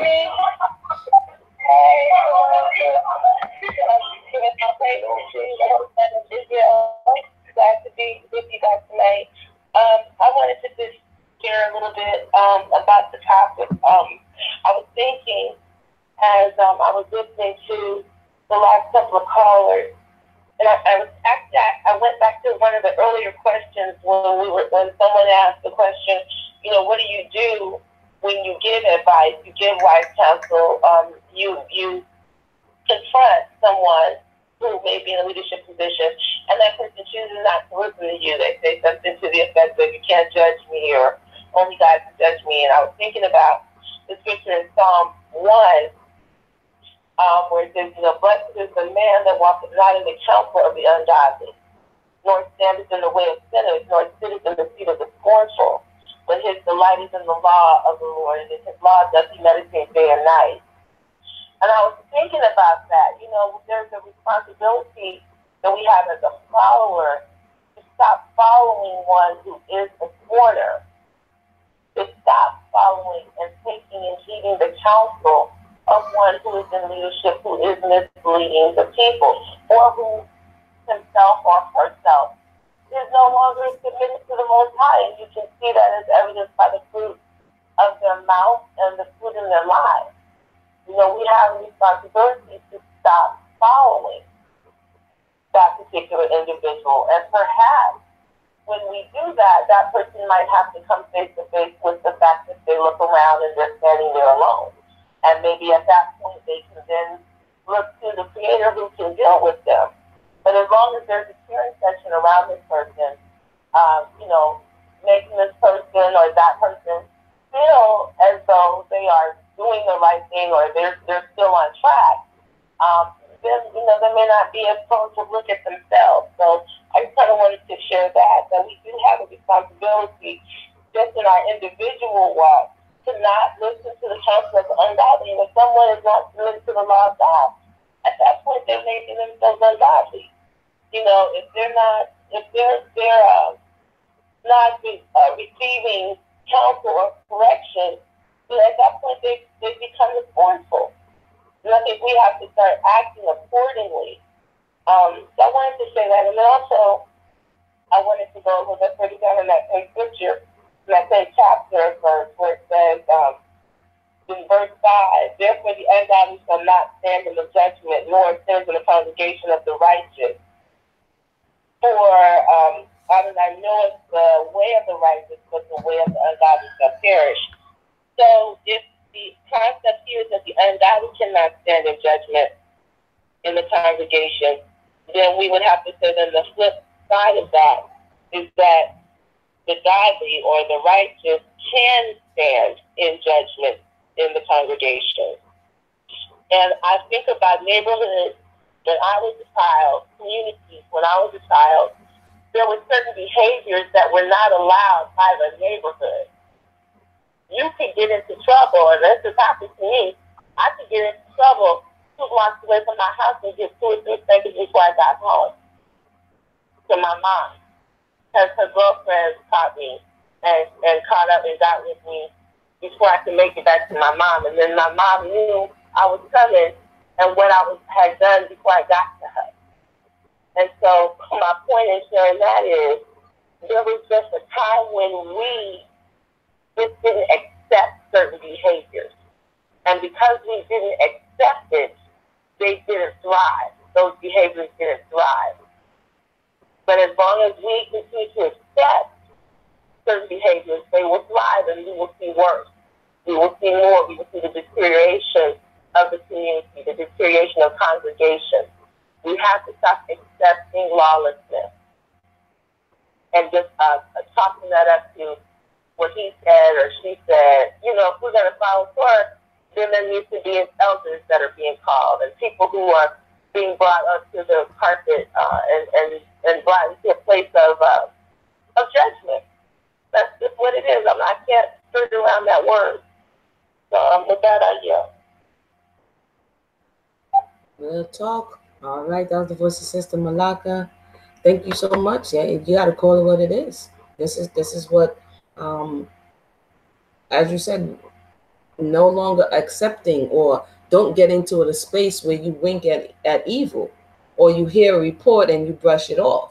It behooves us to diligently inquire about what's going on in and around us, and speak up and sound the alarm and warn people. A lot of the topics that we speak of here is because there's more than one occasion where we've heard these topics, and so we say, you know what, we're gonna air it out.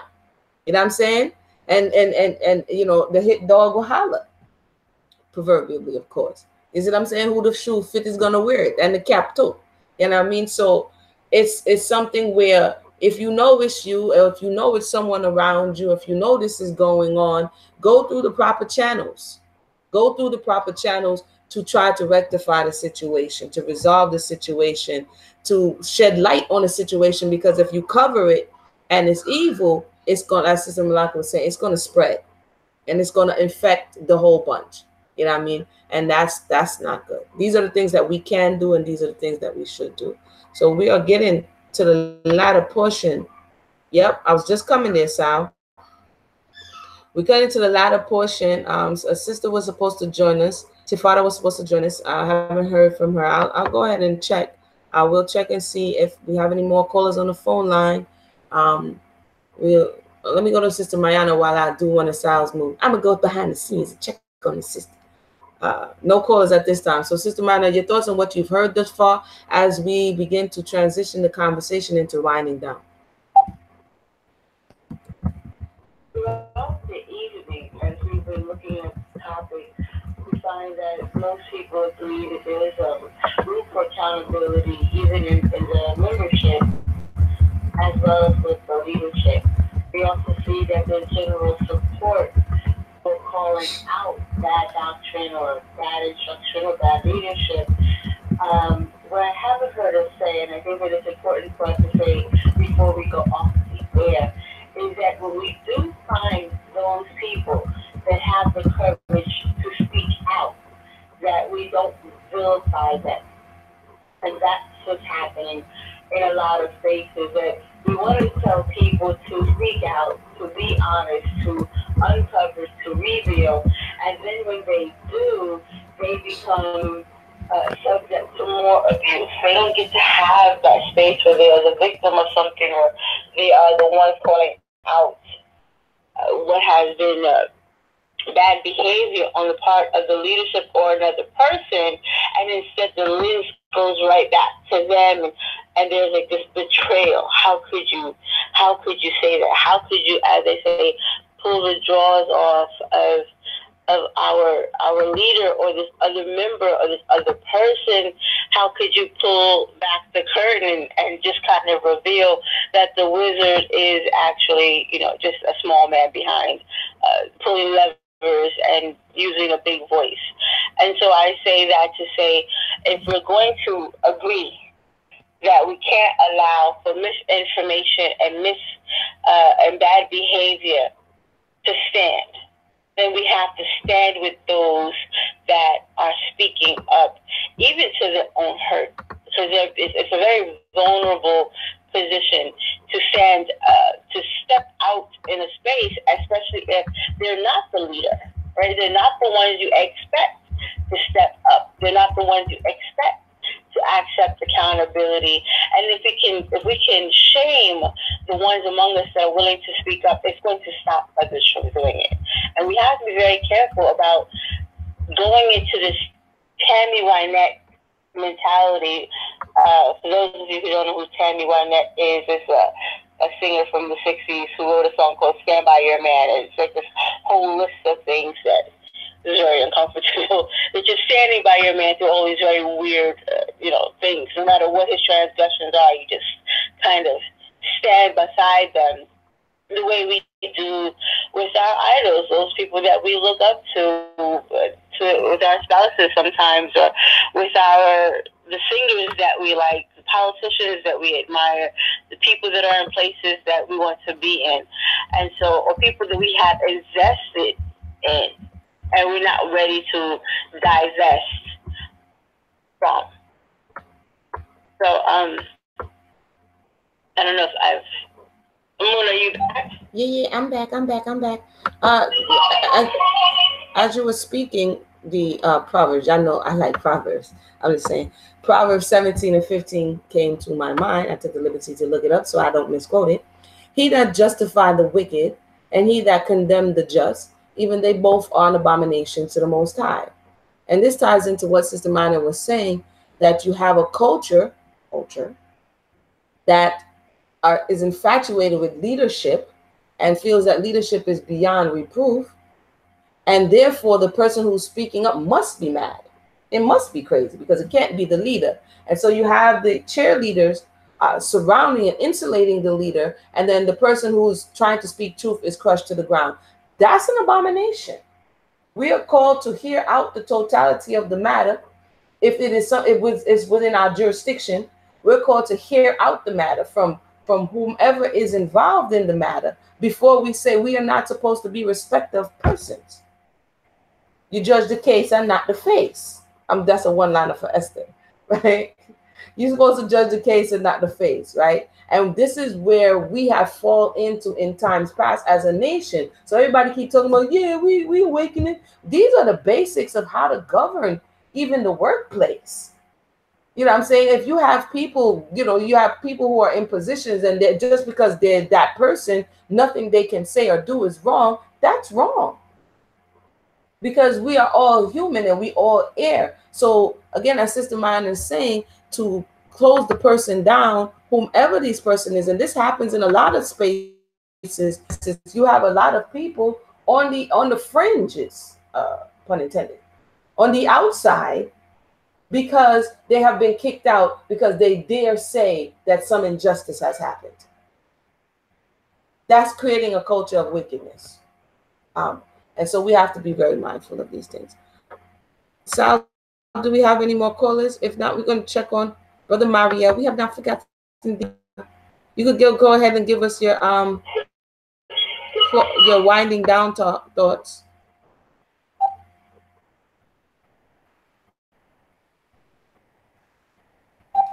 Brother Sal said there's no. I can go? Yeah, you can give us your winding down thoughts at this time. Okay, so my wife asked about this. From based on what we went over today, we have to be able to spot a good leadership. We have to know when a leader is good. I'm not saying that leaders are trying to, follow this law, statutes, and commandments without somebody to be able to guide us, to help us out through, because we all need somebody to help us, make it through our life. Most High said it best that it's not good for man to be alone. So we do need each other, but with needing each other, the person who's got it has a great responsibility to take. So we have to, on both sides, we have to be mindful that when we have a leader, we need to be able to respect that. There's a law, even within the Torah, that, the Most High will punish those who go against his leadership. But we have to be mindful if we do find ourselves in the certain, because at any moment the Most High can call you to actually lead or be able to judge or be able to be a warning or his warning or whatsoever. We have to be mindful about how we act as a judge or how we act as a leader, because like you said, like the leader causes the flock to either grow or to diminish or to go astray. So we have to be very mindful as a follower. We have to be mindful to take upon ourselves to do our own research at the same time as following the leader. We can't solely depend on the leader to be able to know everything and to completely trust him. We have to back up what he's saying to make sure that what he's saying is actually leading us the truth, so we know when to get out of that situation if he does decide to go and insert his own doctrine or insert his own theories or philosophies that will cause us to lead us astray. We also got to be able to hold him accountable and actually able to test his integrity to when we know his intentions when you actually are choosing the leader. Because you have to know his intentions, because the intentions could definitely lead us astray or definitely lead us down wrong path that we do not want to be. When we wake up years down the line, we're in a position where we can't even go back, or the Most High gonna cut us off, or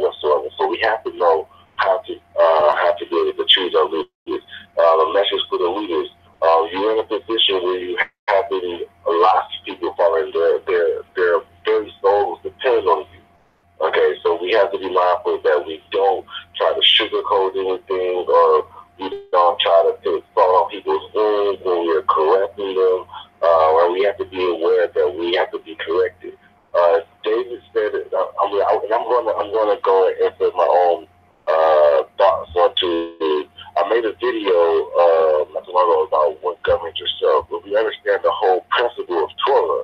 Torah actually teaches you how to govern your own self, where you don't need a king or a high priest. Israel asked for a high king, for a high priest, and for a king. So we read that both when they rejected the voice, or they didn't want to hear the voice of the Most High, and when they went to Samuel asking for a king. But in all principles, the Most High is the one who is our king, and the Most High is the one who we should be able to go to at all times. So we have to be very aware that at any moment we might end up by ourselves because of our leadership. But just because we're by ourselves, or because the leader led us astray, shouldn't deteriorate us from following the Most High. So we need to make sure that we have a certain foundation and a footing, and we understand and we have a good relationship with the Most High before we even go out seeking anybody to actually guide us if we need that guidance. And as a leader, we need to know the Most High. We need to have a relationship with the Most High so we can be like Him, because people are going to be looking at you as if they were looking at the Most High. So, and with that, I want to say I'll praise for the Most High and turn out just for letting me be on. And I also want to give a shout out to, because I know I have to do it, I want to give a shout out to my wife, Malika Danielle. Make sure I want to get that out the way before I get out the way. But shalom everyone, and yes. Thank you so much for your contribution today, Mario. It was greatly appreciated. You said some really interesting things, important things, something for the listening audience to consider as we continue on this journey. Each one teach one, each one help one. You went into one of my favorite spaces, is where it's about learning to govern ourselves. We can share with one another, we can learn from one another, but oftentimes we put leaders in the stead of the Most High, and therein lies one of the major problems that we face as a people. We'll get some closing thoughts from Sister Mayana. I don't hear Sal saying that any more callers on the line, so we'll go ahead and get some closing thoughts from Sister Mayana. It's been a long day as we come to the 11 o'clock hour. Sail on out. So, Sister Mayana, what are your closing thoughts? Well, since we don't have a lot of time, y'all keep it brief. The leadership has a responsibility to those that he or she claims to be serving. Leaders are in the position of serving the community, and we have a responsibility to be people of integrity and to be accountable, like you said, to have self-discipline and be accountable to the people that we are serving. We have to be mindful that these are not our people other than our brothers and our sisters, but these are the people of the Most High, and we have to have fear of the Creator when we come before His people, that we're not misrepresenting Him or them. And another caller brought out the fact that some of these leaders get into the position where they're not just in front of the people, but inside the community, but people outside of the community, and to be mindful that they then become the face of the community when the outsiders don't have access to what's going on the inside. And so they're out there with the name of the Most High, or they're wearing the fringes and the laws of the Creator out there with the outside. You don't want to give them the opportunity to speak ill of our Elohim by misrepresenting the community and making the Most High's name stink among the nation. Remember, Yaakov was very fearful of his own name stinking among the other nations. We don't want our Creator's name to stink. We don't want to bring His name low. We do not want to have His name called upon in vain. And it's a commandment. We're commanded to be mindful of those things. We are commanded to stand in truth. So for those of us who are comfortable having leaders, we still have to be mindful that at the end of the day, we only have one Creator. We only have one Elohim, and we have a responsibility to that Elohim to know His truth. Our leaders are doing their job. Our job is to check our leaders, to check their research, to make sure that we are having a personal relationship, not with the leader, but with our Elohim. And so with that, I'll yield. If we go into the overtime, I'll come back. For now, I'll yield with that. All right.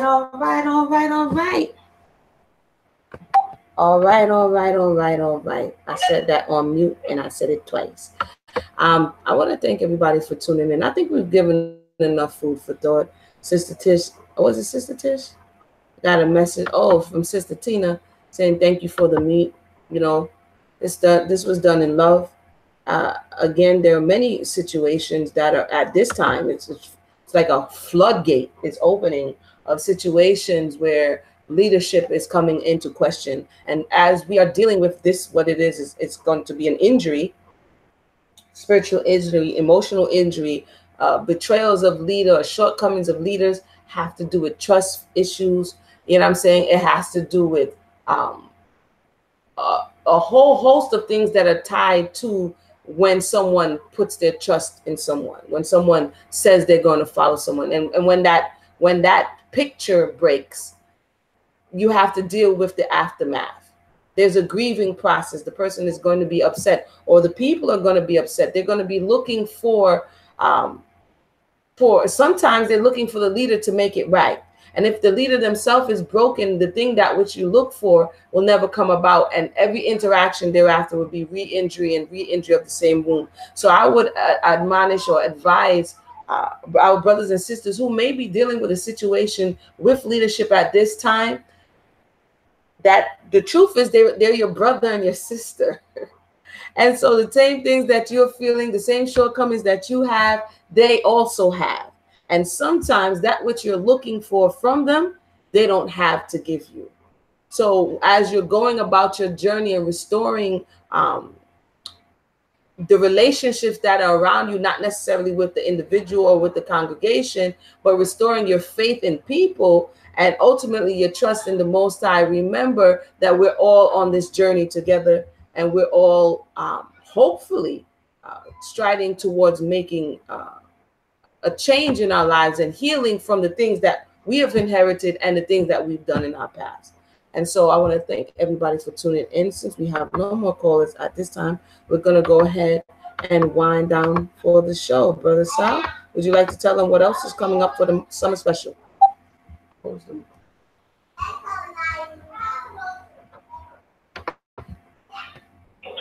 right, viewers, want to thank you for tuning in, of course, and kicking off the summer special with the relationship challenge. If you have 2 weeks for everybody, so make sure you tune in Monday, Friday, 8 p.m. Eastern time. Make sure you keep it locked right here on the Debate Talk Radio. So you got tomorrow. Take care and God bless. All right, everybody. Thank you for tuning in. And everybody, this is Under the Palm, simulcasting with Debate Talk for you. The babies done ran on me. It's sleep time. This is Amuna. My head wrap done went off to the side a little bit. So y'all already know. Everybody have a blessed night. 1.